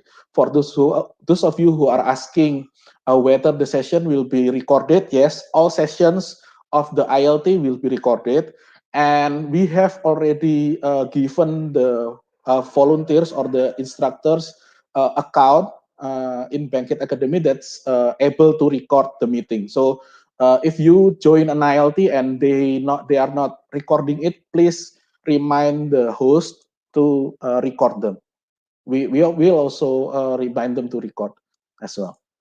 So other than that, if we have like more than 250 people, we will use like YouTube Live, basically, and then we will use sub channels for reminders. We will use email. We will use WhatsApp as well. We probably send SMS blast to you in case like you are not reachable through WhatsApp, and as well the Discord announcement channel that Febria has created and managing for us. So basically, this is the channel that we will reach out to you, the announcements and the information that you need to know.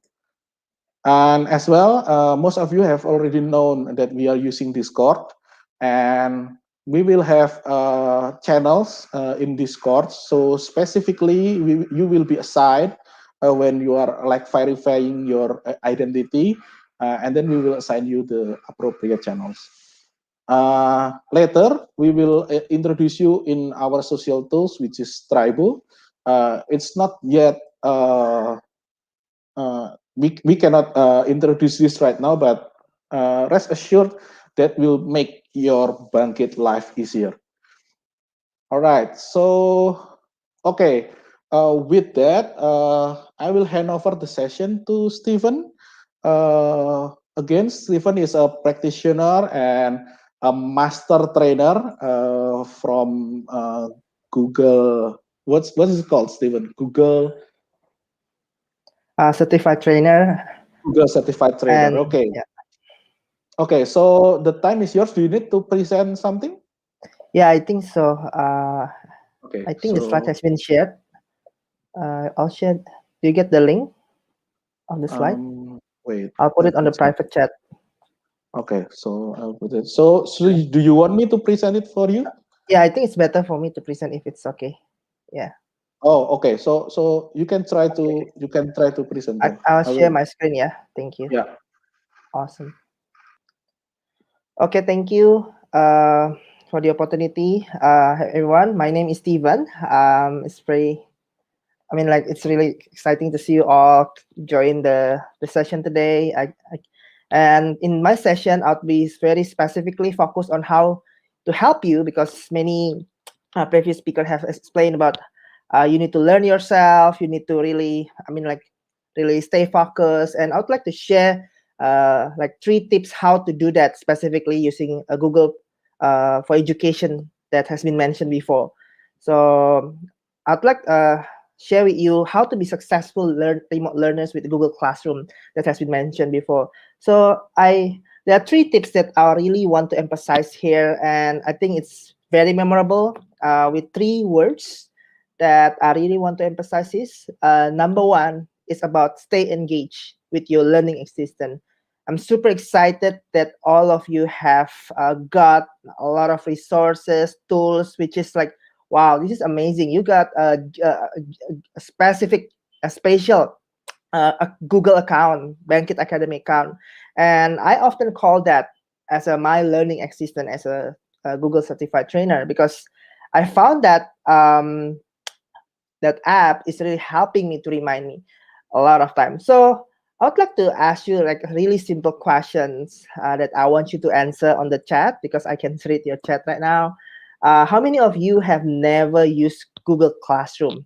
If you have never used Google Classroom, please write on the chat so I know exactly that, wow, many of you have never used Google Classroom. Because I can say that what I'm going to explain in around 30 minutes is about how you can stay engaged with your learning assistants. And because there's so many learning assistants that you will explore, but I would like to share the coolness of Google Classroom, Gmail, and Calendar that really help your life to stay engaged. And I call that as a learning assistance. And I can see some of you have answered. Wow, some of you have never used Google Classroom. I can see from the responses. Okay, so don't worry. In this session, we will share a bit how you can utilize that Google for Education and how to maximize that as a learning assistant. Are you ready? So I would like to really focus on this. I'll do a lot of demo so you can be really stay engaged. So I would like to support what have been mentioned before. You need to really download. I think you need to sign in Bangkit account with your mobile phone. I mean, like really get your mobile phone right now or after this, sign in your Bangkit account, because that's where you need to get engaged. That's where you can get a lot of notification by your Gmail, Calendar, and Classroom. And if you got your Bangkit account already, please make sure that it has been installed on your mobile phone. Okay, because that will help you to give a lot of notification. And even though wherever you are, and this is going to be very helpful, you need to check it daily. And these 3 apps, you need to download it right now or later after this. Like Gmail, Calendar, Classroom is really a useful tools for me, so I can get reminded always, all the time. Okay, so number 1 is about staying engaged. And number 2, will do a lot of demo with number 2 sessions, because in number 2, you need to set dedicated time for independent learning. You need to really set dedicated time with your Google Classroom. Spend some time, like really dedicated time. And I would like to stop screen for a while and share my Bangkit Classroom so you can see how it looks like. And I'm pretty sure some of you have joined the Google Classroom. So how many of you have joined, sorry, I don't think this one. How many of you have joined Bangkit Google Classroom? Please write on the chat, because I need to make sure that all of you have joined Bangkit. Yeah, it's very crucial for you to join Bangkit Google Classroom, because without that, you will get left behind with a lot of assignment information and notifications. So make sure you get this already on your account already, and you can see that on your mobile phone, okay, or even your desktop. Okay, good, awesome. I can see some of you have joined already. So I would like to do a quick introduction how you can navigate and how to really set independent time, what you should do with Google Classrooms. So number 1 thing, when you join Google Classroom, when you enter Google Classroom, can you wait a minute? I think I need to share my screen right now. Wait, I will share the screen now. Just a minute. Okay. Can you please put up the screen? Thank you so much. Yep. Okay, so this is the Bangkit Google Classroom. The first thing that you need to do when you go to Google Classrooms. So I think when I go Google Classroom, I think it's really cool that Google put this feature, like a small little button that really helped me a lot. It's called To Do. So this is the thing that you need to check. Like I can say myself, it's like daily, or at least you need to make sure that it's already been done.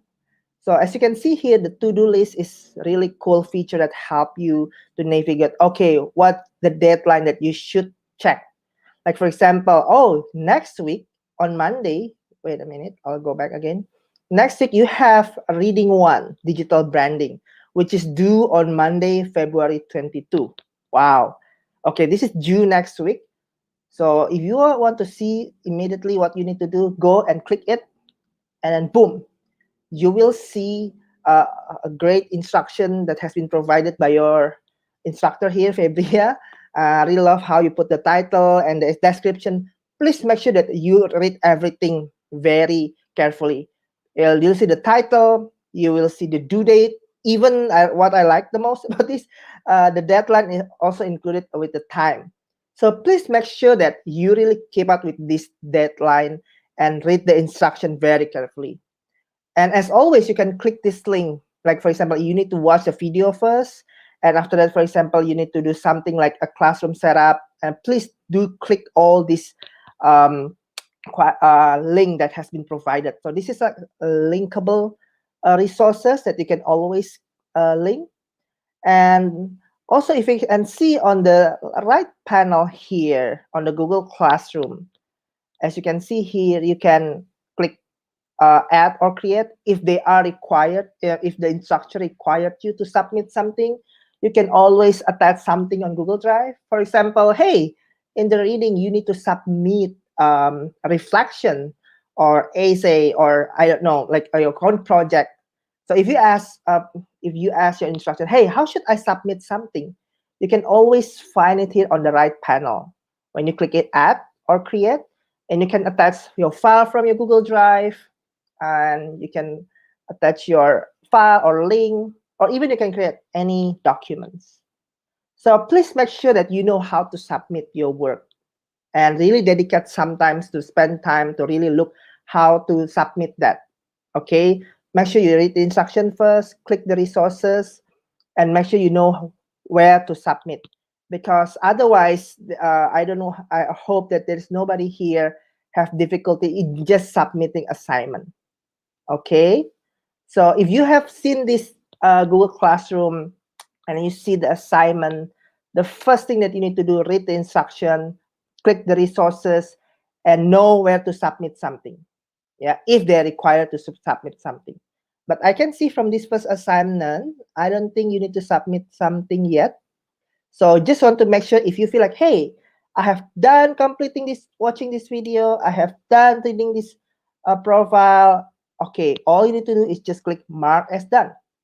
Yeah, as simple as that. So your instructor know, hey, I know this student has done this. So you click this, and well, since they are not asking you to attach any work, so okay, I'll be just click mark as done, so my teacher know that it's done already. I click that, whoo, so the work is submitted already. So that's how simple it is to submit your work.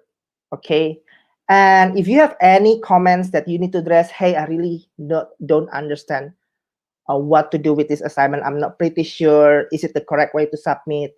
You have always two boxes here. The first box is a private comment. As you can see here, you can send a private comment and ask to your instructors, and you can write something here. Or if you want to share a class comment, of course, you need to ask properly, as mentioned before from your code of conduct.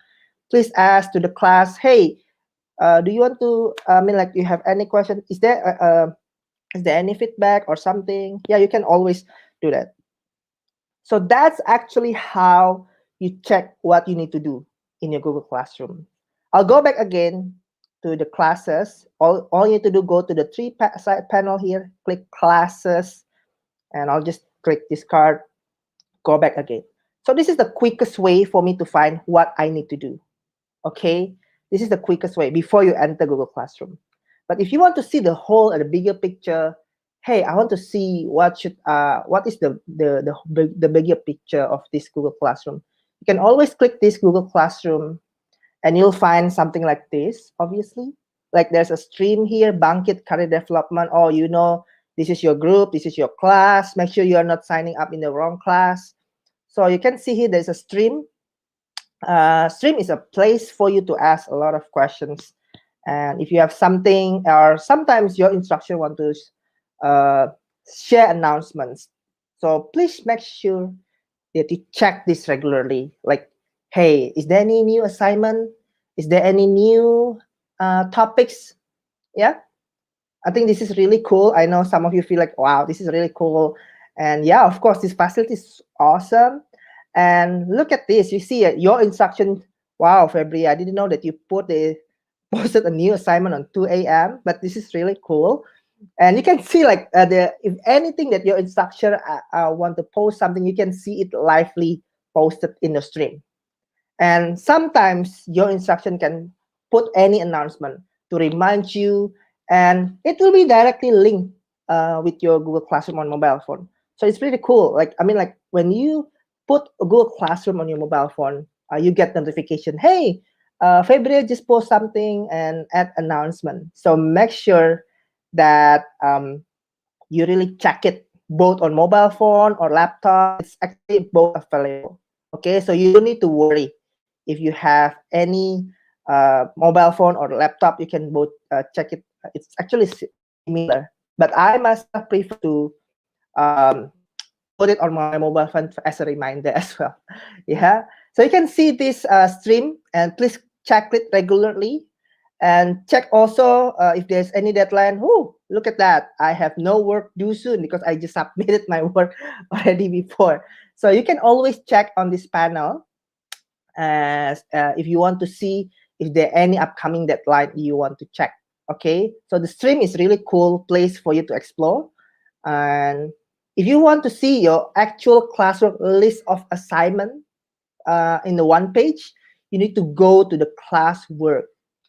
Okay, classwork is an excellent platform for excellent place for you to find like list of assignment, which is, I believe, okay, this is just the first week, so you only see one topic and one assignment, like the thing that we have explored before. Have you checked this already on your Google Classroom? Please write on the chat if you have checked this already.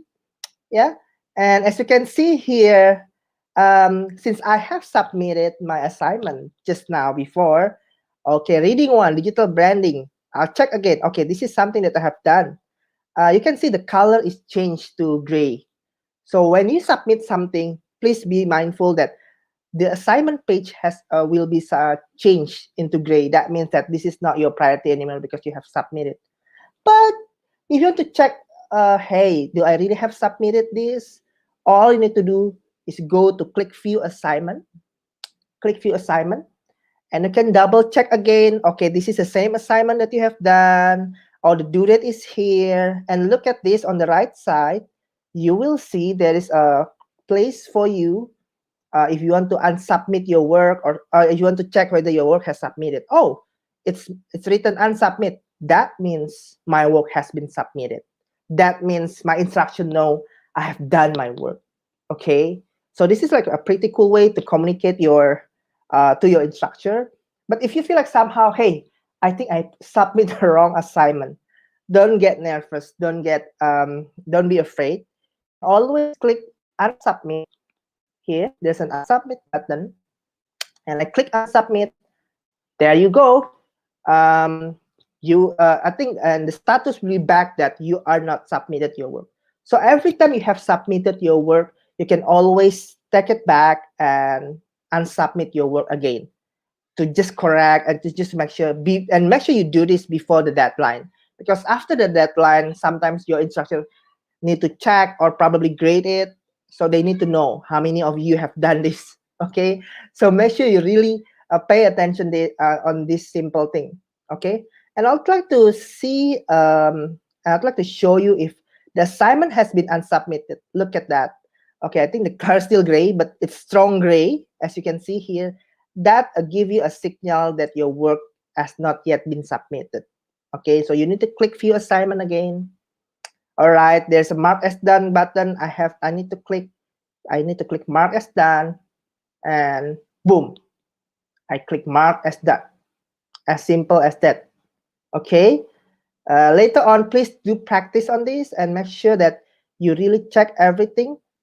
And some of you probably in the chat ask, how if I want to download the video? Is it downloadable? Of course, it's downloadable. You can click this. So for example, the PDF here. Usually there's a download option, but if it's not, that means you need to just scroll down and open, yeah, and read the instruction very carefully, okay? So make sure when you click mark as done, yeah, students, you need to make sure that you have really completed your work. It's not just a button to click, okay? It's a button for you to, as a proof to your instruction. Hey, I have really submitted my work. I have done things, yeah? And please make sure that when you read this instruction carefully, is there anything that you need to attach? Like, for example, hey, I need to attach reflection. I need to answer some questions. Don't forget to attach that, okay? Don't forget, because some students, I found it myself, like just submitted this mark as done without attaching something. That means your work is not done yet, okay? Please double check this area and your instruction. Is there anything that you need to attach or not? Okay, so let's say mark as done. Okay, I think this is simple way how to put this very clear. Okay, so until this point, do you have any question? Just put it on the chat if you feel like unsure how to submit later on. You can actually do it on your mobile phone. You can do it. Yeah, it's very simple. Very simple. It's pretty easy, right? Because Google designed it already simple. So please make sure, double check again. This is just the first assignment, students, okay? You're gonna have a lot of assignment, okay? So just make sure that you know how to open your assignments. I hope after this session, I mean, like, at least you know how to find your assignment, how to find your due date, how you find the resources properly, okay? And the cool thing about Google Classroom, I'd like to share an awesome thing that you need to see as well. In the classwork, as you can see, there's a button called a Google Calendar. When you click that, it will direct you to your own calendar that will list it, of course, in Bangkit account, yeah? That will actually list it number of assignment that you will see. I'll try to go, usually I put it, sometimes I show it here on the right side, on the left side, sorry, three line. I go to calendar here, and I can see if there's any due date that I need to complete. Oh, this is the first week. Oh gosh, you guys are so lucky. This week there's no deadline, so it's safe for you. It's very clean. But go to this next. Let's see if you have any deadline. Oh, look at this. You need to be very careful because you have the deadline already coming on Monday. Okay. The cool thing about Google Classroom, when you click Monday 22, you click that date and you click the assignment, it will directly immediately to Google Class, the assignment. So it's pretty quickly and very straightforward. So you don't need to where is my assignment on that deadline? Okay. Okay. So just make sure that you know how to do it. Okay. And check your calendar regularly. I always check this calendar. This is like my life saving when I learning with Google Classroom. I go to this next panel and always check, do I have a deadline this week? Do I have something that I need to complete this week? So make sure you check it. As I mentioned before, put it on your download Google Calendar on your mobile phone, because that's gonna help you to navigate what you do after this or this week or next week. Okay, so hopefully you understand on how to do it and how to manage your time. Okay, I think this is, wow, there's some comments saying you cannot wait for the assignment. That's really cool. Fabria, you should really shoot a lot of assignment next week and fill up the calendar after this. Okay, so you can actually start on doing that. I think some of you are pretty excited to get another assignment. All right, so get back on the classwork. Okay, so this is your first assignment for this week. So I'm not sure. I think, remember, you need to check this regularly, especially on stream or classwork, because your instructor will put assignment. I'm not sure, is it gonna be weekly or daily? I'm not pretty sure, but just make sure that you know when your instructor gonna put the assignment and where to find it. Yeah, so you need to make sure that you know how to do it. And another pretty awesome thing that I'd like to show you here, there's a class drive folder, which if you click that link, it will direct you to a folder called Google Classroom. and that will direct you immediately on the folder, like basically it's an empty folder for now, but every time you want to submit your assignment, you don't need to worry if you're using Google Docs, Google Sheets, Google Slides.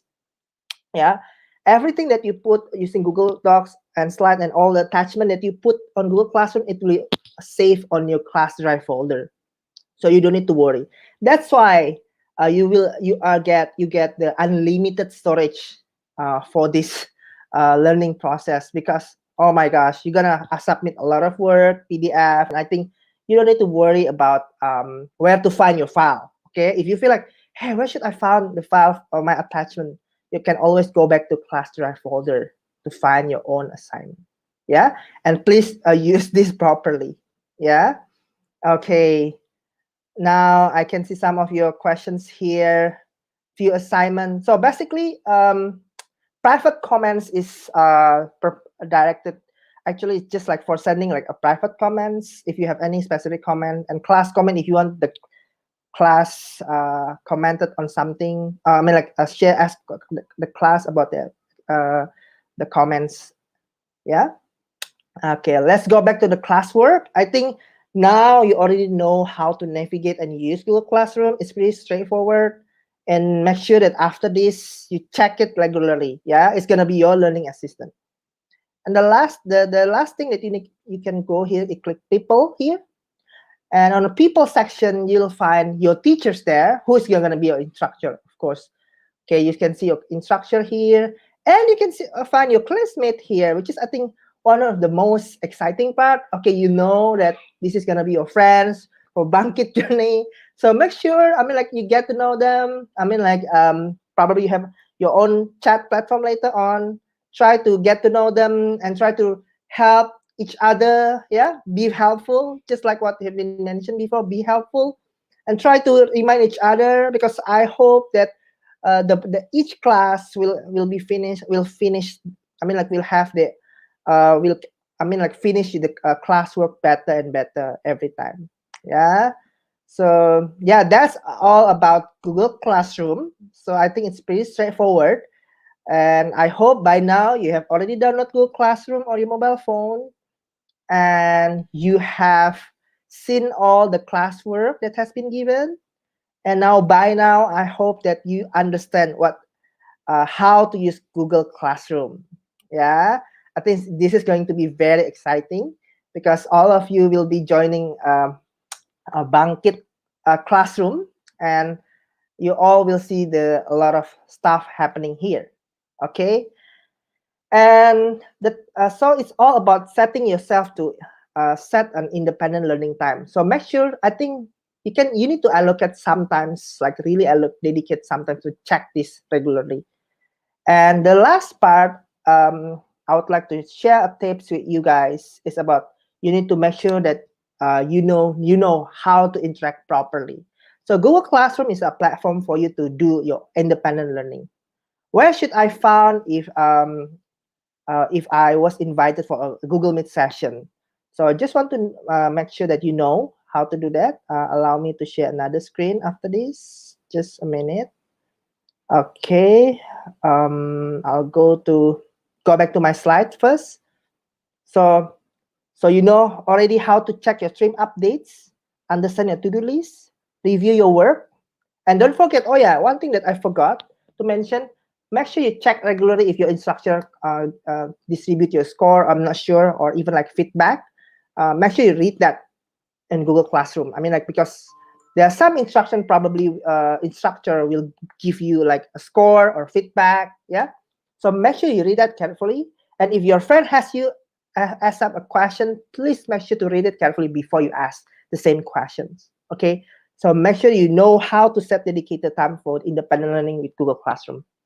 Yeah. And the last one has been mentioned before. Please, you need to really make your Bangkit journey awesome by participating actively. So if you have something that you are not sure yet, please share your questions. Yeah, as always, I believe like the instruction is open for your questions. So if also your friends, yeah, be helpful. Yeah. So you have a chance, I heard before, that you're gonna join a Google Meet session. Yeah. So, and I hope by now you know how to navigate Google Classroom and now how to join a Google Meet sessions. I think usually, Fabria and the team will send you a calendar invite usually. So check your Gmail regularly, check your calendar if you have any Google Meet session. And the cool thing about Google Meet as well, you can always join Google Meet using your mobile phone.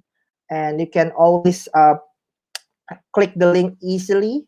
So I just want to know how many of you have never used Google Meet in this pandemic situation. Is there any of you have never used Google Meet and have not installed it on your mobile phone now?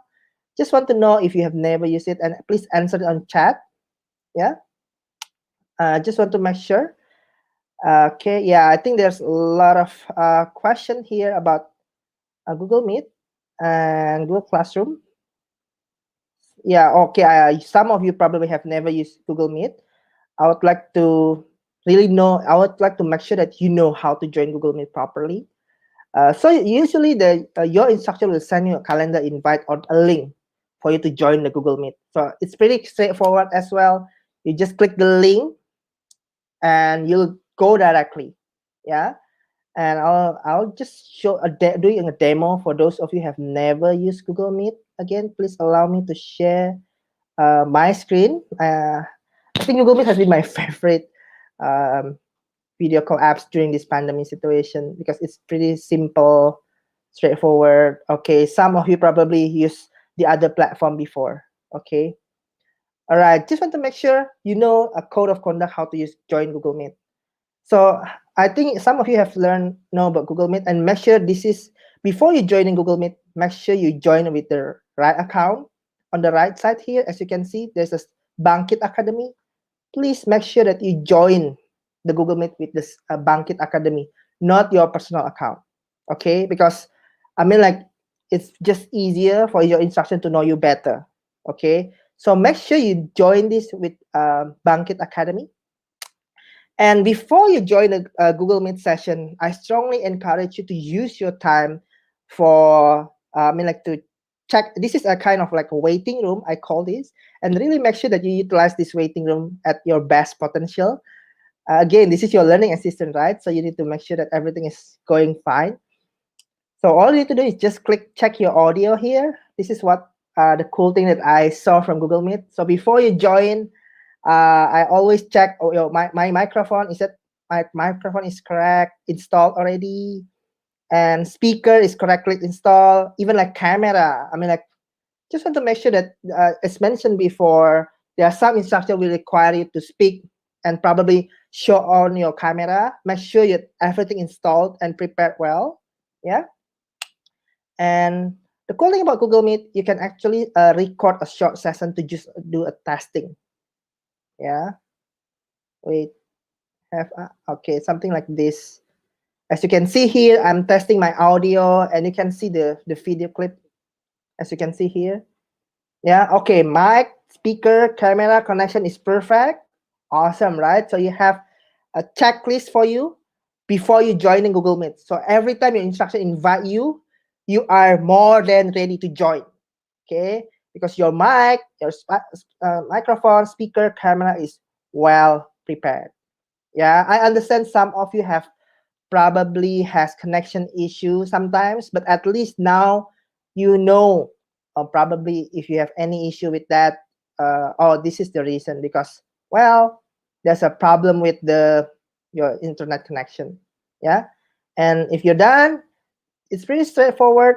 The first thing that I always do is always mute my microphone, or if you're not ready yet, just turn off the camera if you're not required. Yeah, and then click join now. It's pretty straightforward like this.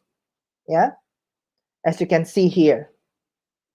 Okay, and make sure your microphone is off every time you're joining this Meet session. Okay, you can join with your mobile phone as well. Remember, using your mobile phone, you can also join, and it's the same and consistent environment.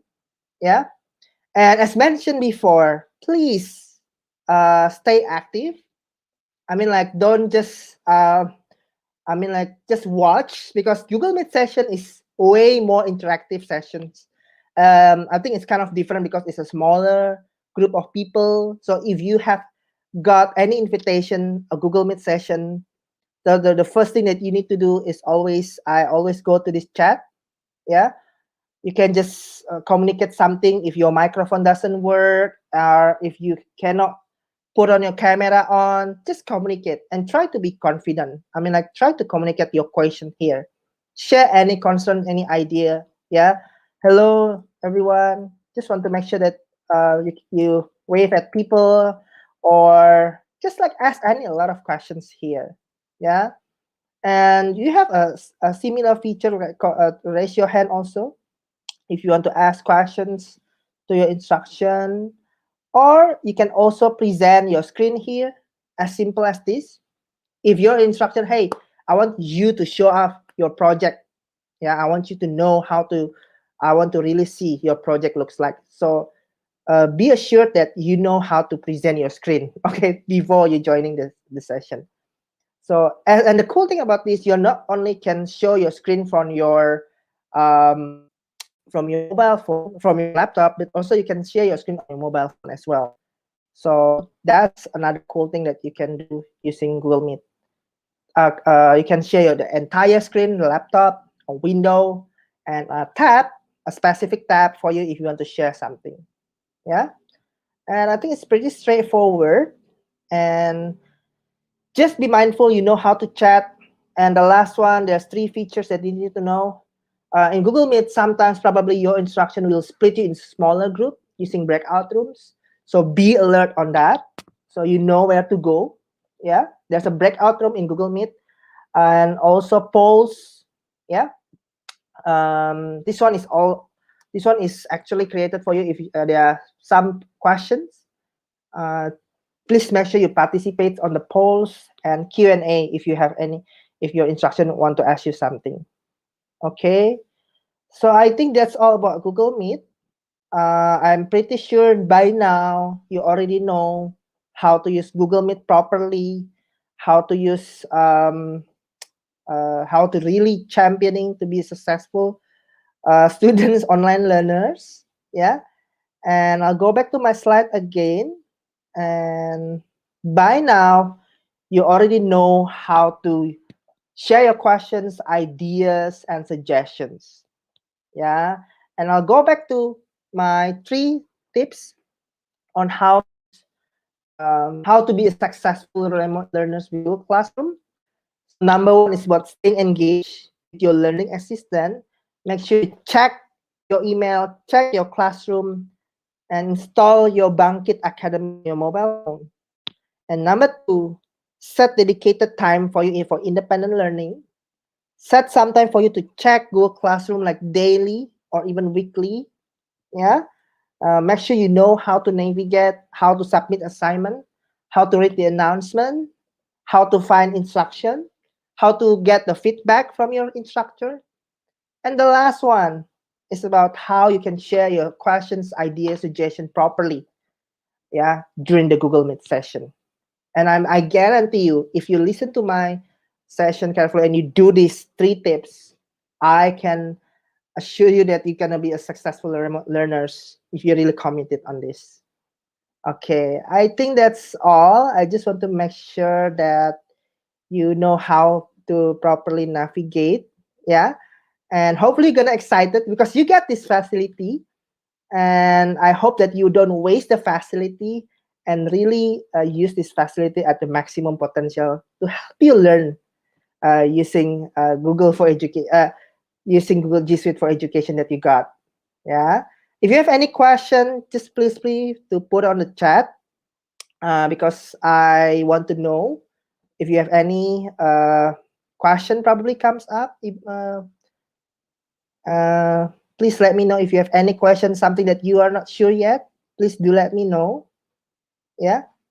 Or if you're pretty sure already how to navigate this Gmail classroom. Okay, I'm so happy when you mentioned I understand now. Yeah, that's gonna be awesome. Yeah. All right. Ibu Mutiara or Febria. Of course, this one is recorded. So if you forgot how to navigate, please sure that you rewatch this session again. Try to practice how to use Google Classroom, the Google Meet session. Try to really navigate the things that you learn, how to learn that. We do have any question or still have some time? Just want to make sure that I'm not running out of time. I'm also reading the YouTube questions, but I think that it's been explained before. The difference between the classes in Google Classroom. Sorry? The difference of two classes within the Google Classroom. Few person asked about it. So two classes in Google Classroom, what are the differences? Or you're referring to the career, probably career and the learning path class. I think what he was referring to. Yeah, of course. I think it's different, yeah, Mr. Yosaya. Yeah, it is like the two different classes are technology or what learning path are you in, actually, like machine learning, cloud, and Android. And the other one is soft skill or career development. So we split them because your classes will have different members. That's the reason we have like two classes. Mas Steven, it's very amazing you speak at 3 p.m. with such high energy. Thank you. No So wonder excited. you're a passionate educator. I can really tell. Thank you. Thank you so much, Mas Stefan. Okay, I think that's all. Mutia and Pak Yoza, thank you for inviting me. Thank you, Mas Thank you, Stefan. Pak. Okay, we only have 2 sessions left, so please bear with us. And this one, we're going to discuss about some questions that you've posted already on Discord channel. So the thing, I have already populated some questions, and I'm gonna say it out loud and let Mas Yoza answer it. You ready, Mas Yoza? Here's your cohort manager. 1. For our capstone project, can we have members from different learning paths? Yeah, it is actually designed to be 2 person from each learning path. So it will be consisting of 6 people, and it will be 2 from each learning path. So you need to, you have to. It's not like you can. It's mandatory, yeah? It's mandatory. Okay. It's also most frequent question as well. I have completed Android class before Bangkit programs in decoding. Can I upload submission to improve my grade? Yeah, so basically for those who have already like graduated from class in decoding, it's also meant for the web class for the cloud learning path. Basically, you need to renew your certificate. So the certificate that is valid for Bangkit is actually the certificate that is published as of today. So basically, you will be regarded as completing a class in decoding specifically for Bangkit if your certificate is dated 15 February or later. So the answer is mandatory as well, right, Mas? Yeah, it's mandatory to retake. Yeah. So to for renew. those of you who have passed a class in decoding and then you're required to finish another class, it's not an option of yes or no, but it's mandatory that you retake the exam and then get a new grade. Okay, question number 3 about daily log in Kampus Merdeka. Mas Yos? Oh yeah, yes. Basically, we still have some things to do in Kampus Merdeka platform, but as of now we haven't heard back from the related technical person. So basically, I will also explain in the end, but because you need to fill out the logbook in the Kampus Merdeka platform, but we will inform you as soon as possible whether we can edit or we can inform you anything about the MBKM platform. Okay, so we will update all students when we have news, right? Yeah, more information. Okay. All right. Next, can I use capstone for my tugas akhir or final project at university? Yes, totally. It can be your final project or thesis in your university, as long as your supervisor and your lecturer permits. So it's basically not from the limitation is not from us. It's basically from from your lecturer. Yeah, from your Yeah, university. so it is advised that you discuss with your university and supervisors to check if you can use your capstone as your final project. And then, can I link my Coursera account into Bangkit account? Yeah, so basically we can do we can link them, but it's best for you to use your Bangkit.academy account, actually a new Bangkit Academy account, because the purpose of the learning, we actually have problems tracking if you are using like old accounts, and some people already reporting problems when they are using their personal accounts and link into Bangkit.academy single sign-on from Google. So basically, we are trying to fix this as well. And when we have the answer, we will put in the cohort guide. Okay. Next is the schedule only for the first 2 weeks? How can I see the full schedule of the program?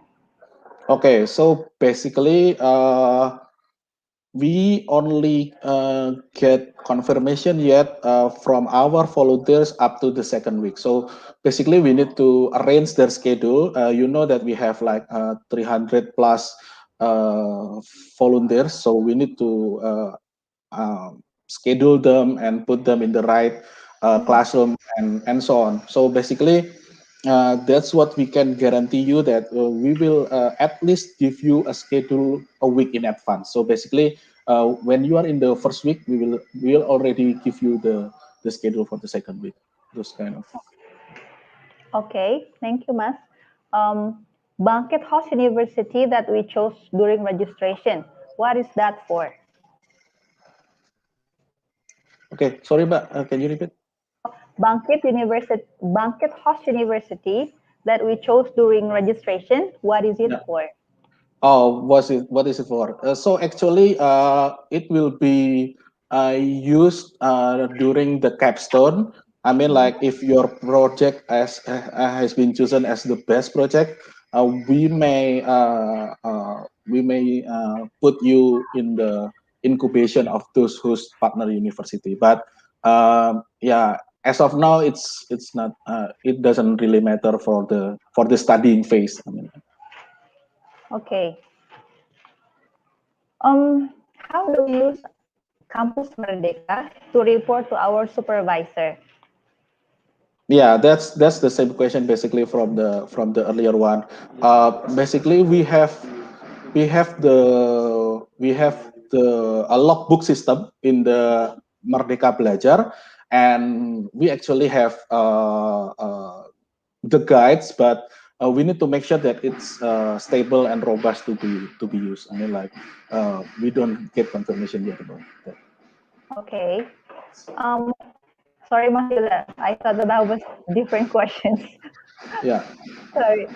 Next, is there any scoring or grading with minimum score to graduate?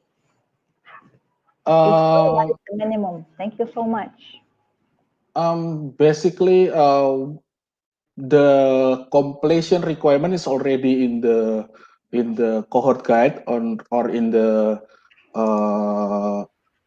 in the welcome kit as well. So you can read on the completion requirement there. Okay. So we all need to get familiarized with those two documents, yeah. The first one is the welcome kit, and then the second is the cohort guide. Yeah. Before asking questions, if we might suggest, you may flick through the pages and see if your questions has been answered on those two documents. On the Dikti internet quota, Mas Yoza. Oh yeah, like this is like almost the most question in the YouTube comment just now. So basically, I have a slide on that. Let me share my screen. Wait, where's my screen? Okay. So basically, Dikti has already procure or give the internet. I mean, wait, I can do that. Okay. So basically, for college students, it says that you will get 50 gigabytes per month. Basically, like 5 gigabytes regular quota and 45 gigs or learning quota, which is for the learning quota itself. We already put almost, if not all, Bangkit's resource link in the quota belajar itself. So basically, you can use this bantuan quota or the quota from Kemendikbud to access and to learn for Bangkit. So I also see that in the comments, someone mentions that Google Meet is actually also in the quota belajar. So if you haven't got the 50 gig data quota from the Ministry of Education, please consult with your universities. Basically, it is provided to everyone. I mean, like to all college students in Indonesia. Okay, it should be available to any university in Indonesia, ya Mas ya. It's not limited to one. Hello, William. I just see you. Hello, everybody. Welcome back. Thank you. Yeah. We're just running through some frequently asked questions. And the Yeah, last one, probably, it's going to be you who know the answer. It's like number one trending now. Which one? Will we get a T-shirt or any merchandise from Bangkit? Like this? Somebody said they like my one. Also the T-shirt, jacket. These are special. T-shirts. There's a good likelihood you'll get a T-shirt. There's a good likelihood, yes. I hope you haven't all joined Bangkit to get a T-shirt, though. I hope that's not your real motivation. And I hope it's also not your motivation to join Bangkit just to get quota for your internet access. But we'll see. You know, we have 18 weeks ahead. We'll have to see how people progress. You know, so there'll be some surprises along the way. So that's all I want to say at this point in time. With regards to, will you get a T-shirt? Do you want a red one or do you want a gray one? I like the red one though. It's nice. I was going to wear my red one today, but with my red Buddha, I thought it might be too much. So. It'll be contrasting. Yeah. So William, after this, we still have 2 sessions. The first one is the next step, and then last thoughts, like end notes. Do you want to go first or Yoza's first? No, go ahead. Keep the schedule. Okay. I'll sit and watch. All right. So Mas Yoza, now time is yours. You're gonna tackle the next step, 2 slides, I guess. So if you may carry the session forward, please. All right. So yeah, basically, this is what I have already mentioned before to help you achieve your goals. Kampus Merdeka platform actually has a logbook system, and it's mandatory based on our communication on the Ministry of Education, and it's media to track your achievement and your progress as well. So basically, your supervisor will also get access to that logbook, and it's the same with Git or other version control system. You need to commit as soon as possible. I mean, like if possible, twice daily or even daily. Please do not procrastinate and just fill it at the end of Bangkit, because some of your score for your university, it depends on every university, may come from that logbook. So we need you to fill when we have more information about the logbook. That's actually just introductory information about the logbook. And then for those of you who have already opened the schedule, we actually provide you some self-reflection time. So either daily or weekly, we will put like maybe 1 hour daily or almost 5 hour weekly. We will provide you with some self-reflection time. you can use this time to fill out your logbooks and as well as reflecting to your progress during the week. So am I in the right track? Am I lagging behind, or am I being too much forward? I'm in the forefront of my class and something like that. So basically, it's a self-reflection time as it's designated for you. And we also encourage you to have like healthy and friendly competition. And that will comes when we have the announcement about Tribo. That will also come later in the coming weeks. And just to make sure that you are paying attention during all these 2.5 hour session, please check the Bangkit calendar and classroom on daily basis.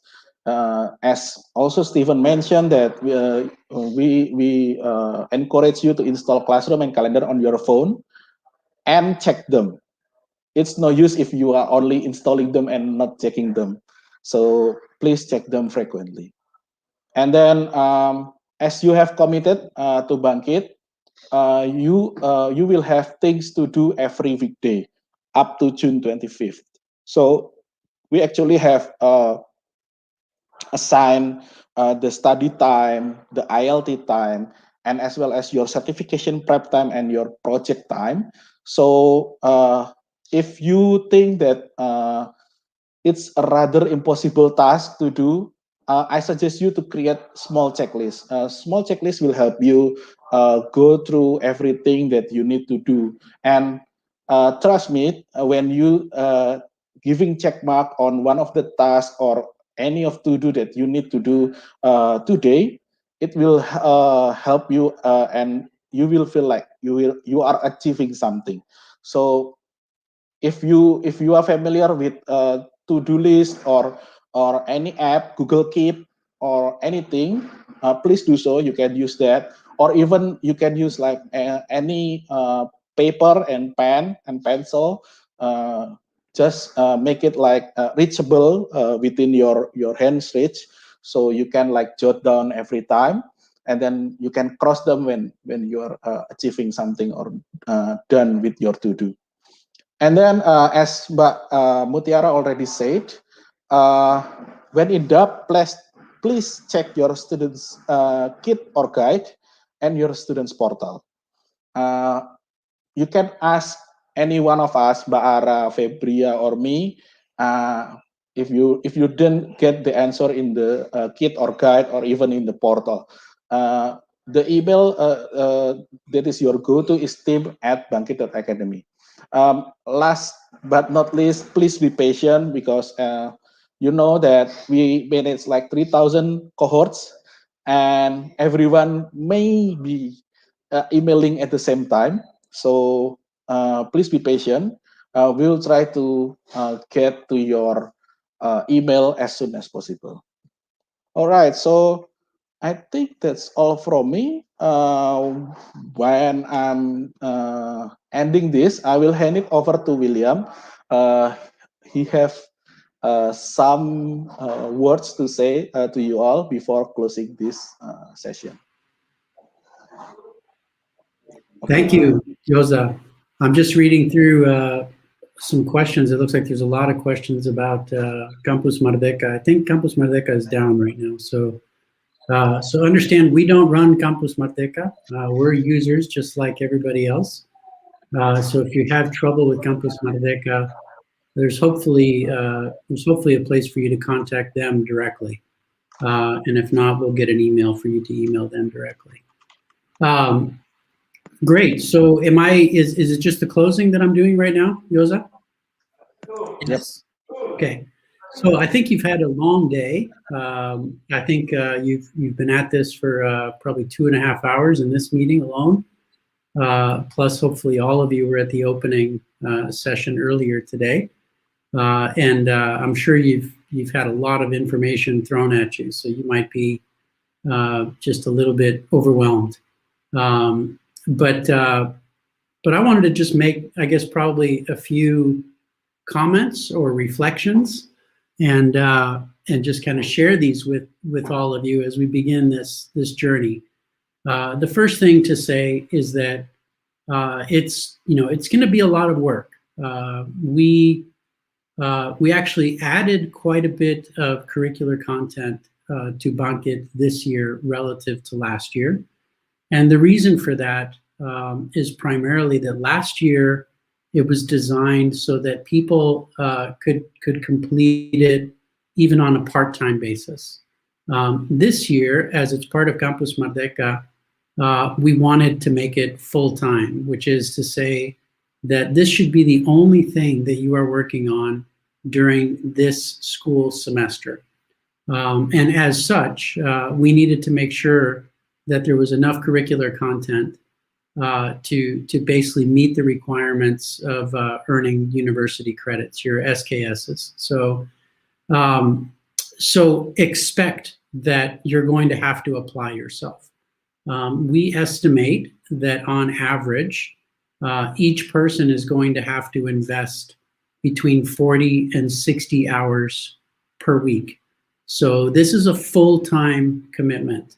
And it's important that you get your heads wrapped around that. It's full-time, but it has an end, right? We will end in about 18 weeks.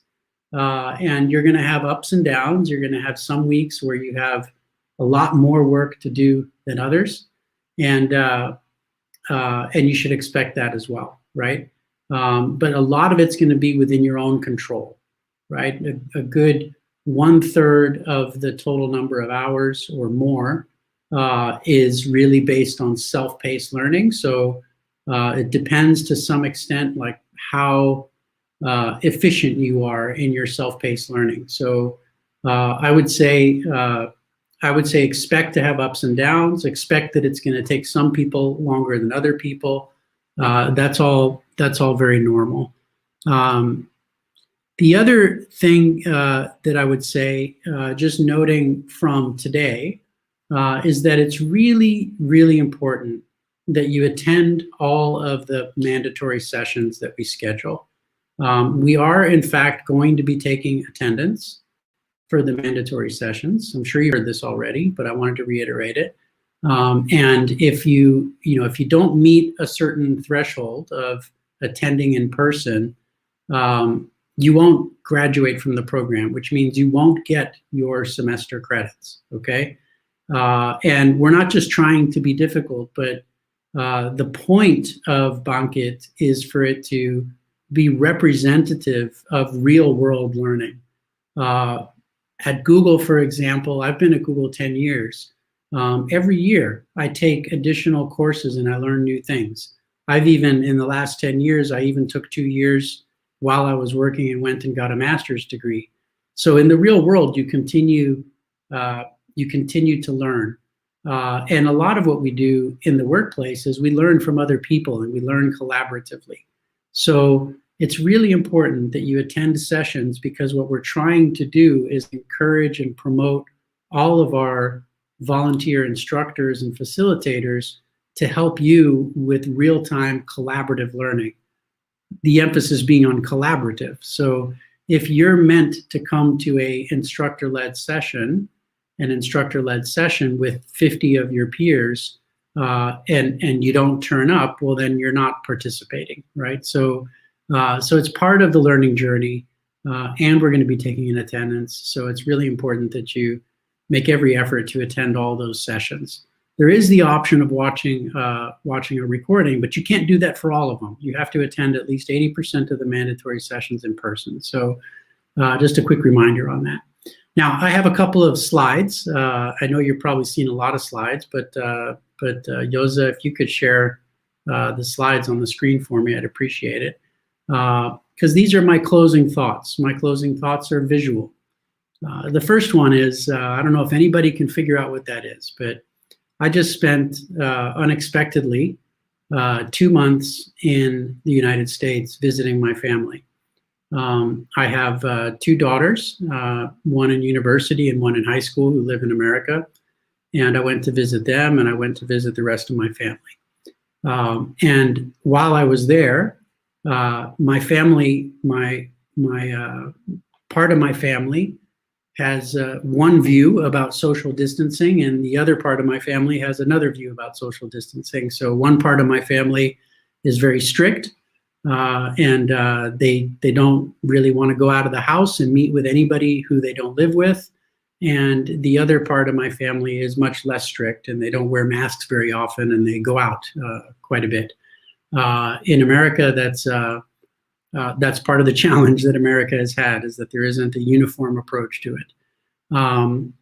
The result was that in order for me to spend time with the part of my family that wasn't careful, I had to agree to go and get tested with some regularity. So I was tested for COVID 5 times, in 5 or 6 times in the 2 months that I was in Phoenix. And this is a picture of the test facility. One of the people in chat got it right. And I remember sitting there thinking, how surreal is this? Like, for me, it seemed like something out of a movie.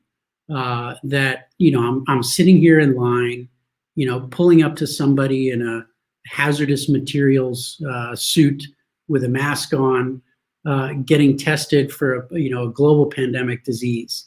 And to me, it just seems like something out of the movies. And what it made me reflect upon is the unpredictability, the unpredictability of life, and how adaptive and resilient we have to be in life.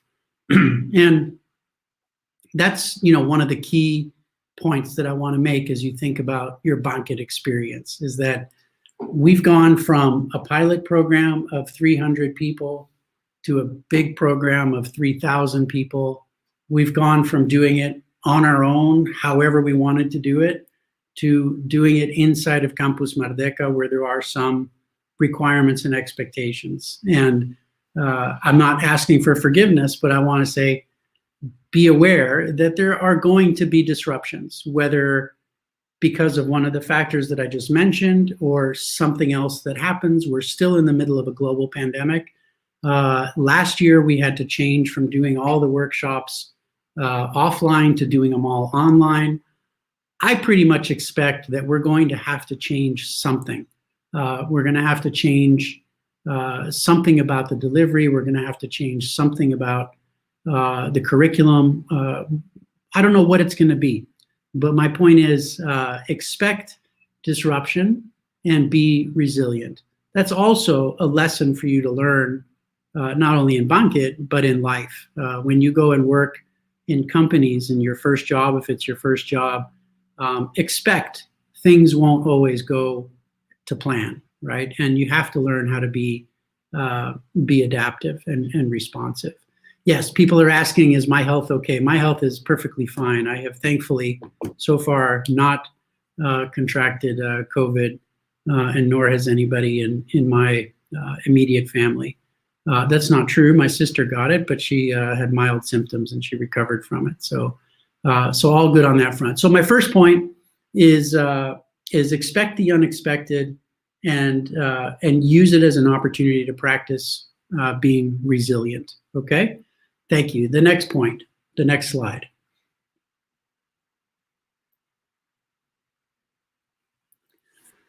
So this one is a second reflection, and I don't speak Chinese, so I don't know that I'll pronounce this correctly, but I think the symbol is pronounced chai, and it means talent, power, or genius.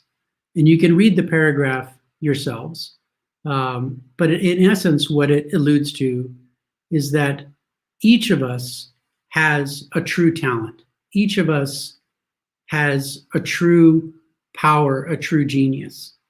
And while we've put you into different learning paths and you've chosen, I think 80 or 85% of you got the learning path that you chose, presumably because you have some interest, or perhaps you think you have a talent or a power or a genius around that subject.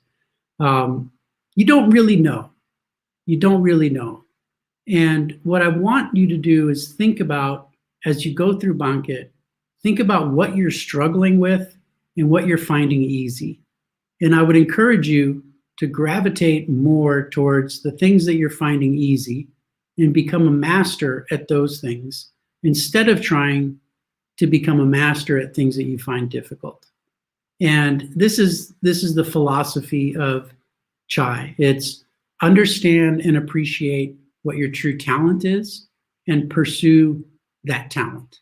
Now, I've tried to practice this with my daughters. I mentioned that I have 2 daughters. And my only wish for my daughters is, in essence, that they find their talent.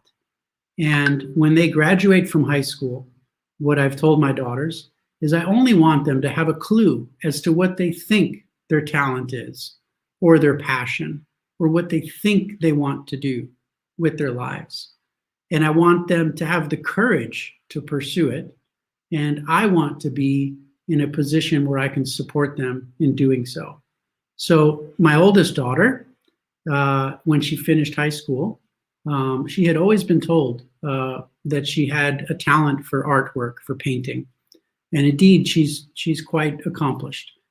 Since she was 5 years old, they've been telling us that she has skills, and I could never understand how a teacher at 5 years old could tell her that, or could tell us that she had talent.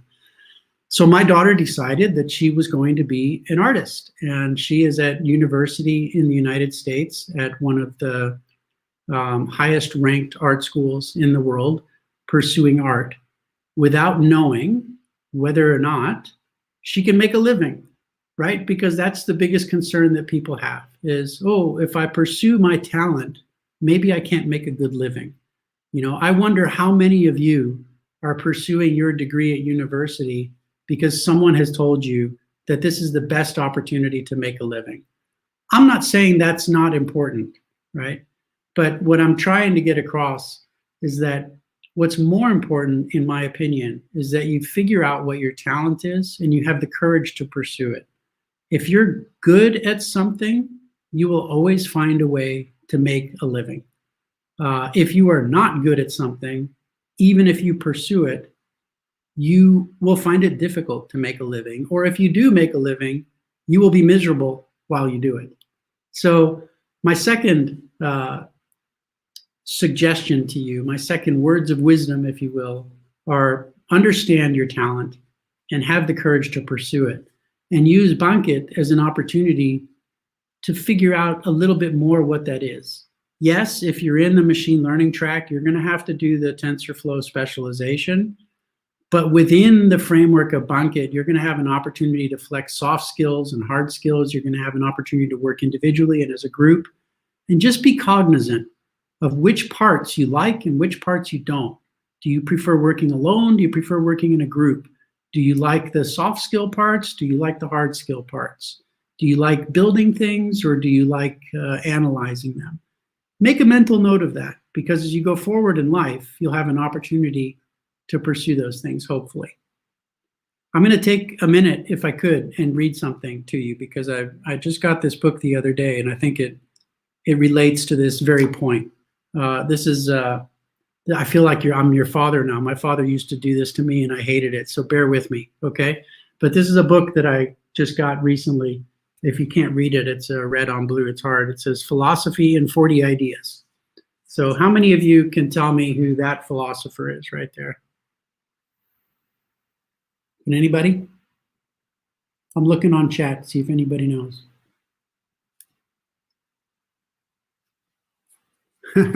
You're welcome, Danny. Does your father read to you? So nobody knows who this philosopher is? Socrates, correct. So Socrates wrote, bear with me. He summed up the purpose of philosophy in one simple phrase: know yourself. In giving this motto such importance in his thought, Socrates was alluding to a big problem with being human. We normally don't know ourselves very well, although fatefully we might feel as if we do. The spotlight of consciousness usually only shines on a small part of what is really going on inside us.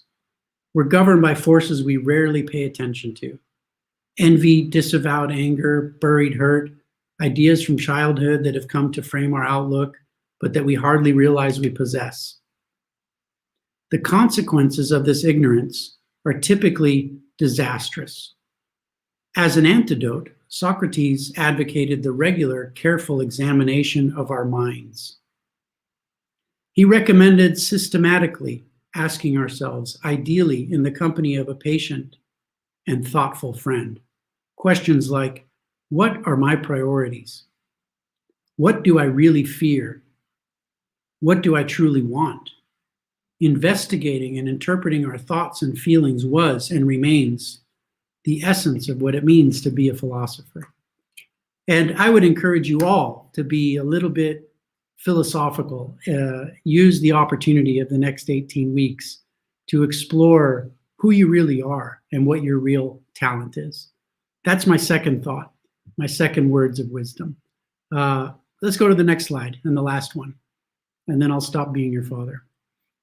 This happened to be my fortune that I got. Again, I'm not Chinese, but we had takeaway Chinese while I was home visiting family, and this was my fortune. Do not wait for others to open the right doors for you.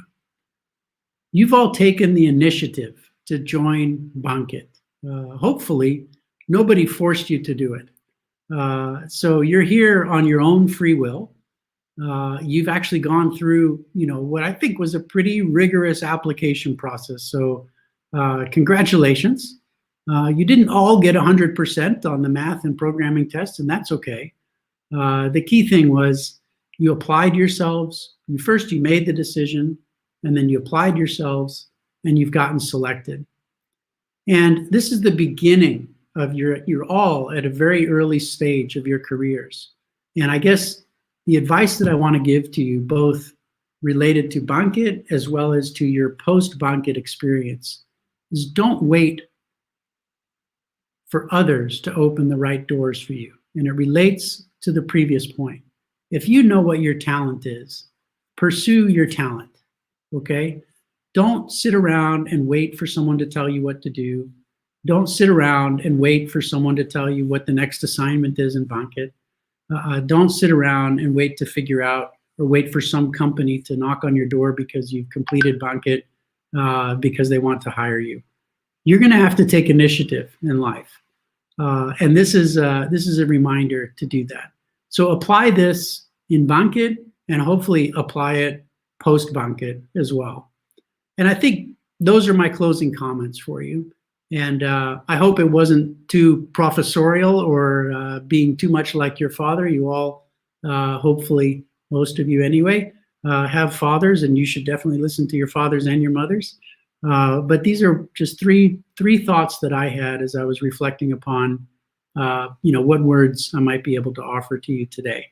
So I think I'll close with that, and I'll pass it back to Ara or Yoza to bring this session to a close. Yeah, thank you for your time. Thank you, William. You must, your daughters must be so proud of you. Well, my daughters are 17 and 20. It's yes. It's like our students. Yeah, they're good young women, but they're independently minded and they have their own thoughts in their head. Are they proud of me? I don't know. I think so. They say they love me and I love them, and it's not easy being far away from them, particularly in the pandemic. When I saw them a couple weeks ago, that was the first time I had seen them in a year, so it's a challenge. But yeah, I'm proud of them. I think that's the more important thing. So yeah, no, I'm not going to be your father figure the whole time. I'm seeing all the comments. Thanks, Dad. No, I'm not going to be your father the whole time. So comment say, oh, thank you, Dad. Oh, you're a good father, things like that. Okay, thank you. So very reflective end of our technical briefing session today. It's supposed to be technical, but it ended up philosophical and makes us think a lot. So let us say thank you for everyone and each of you who's coming today. So we would just end by William's note. Understand your talent is and have the courage to pursue it, and use Bangkit the next 18 weeks as your cues to find it. Okay. Want to say goodbye? Thank you. Bye-bye. Goodbye, everybody. Great start. See you soon.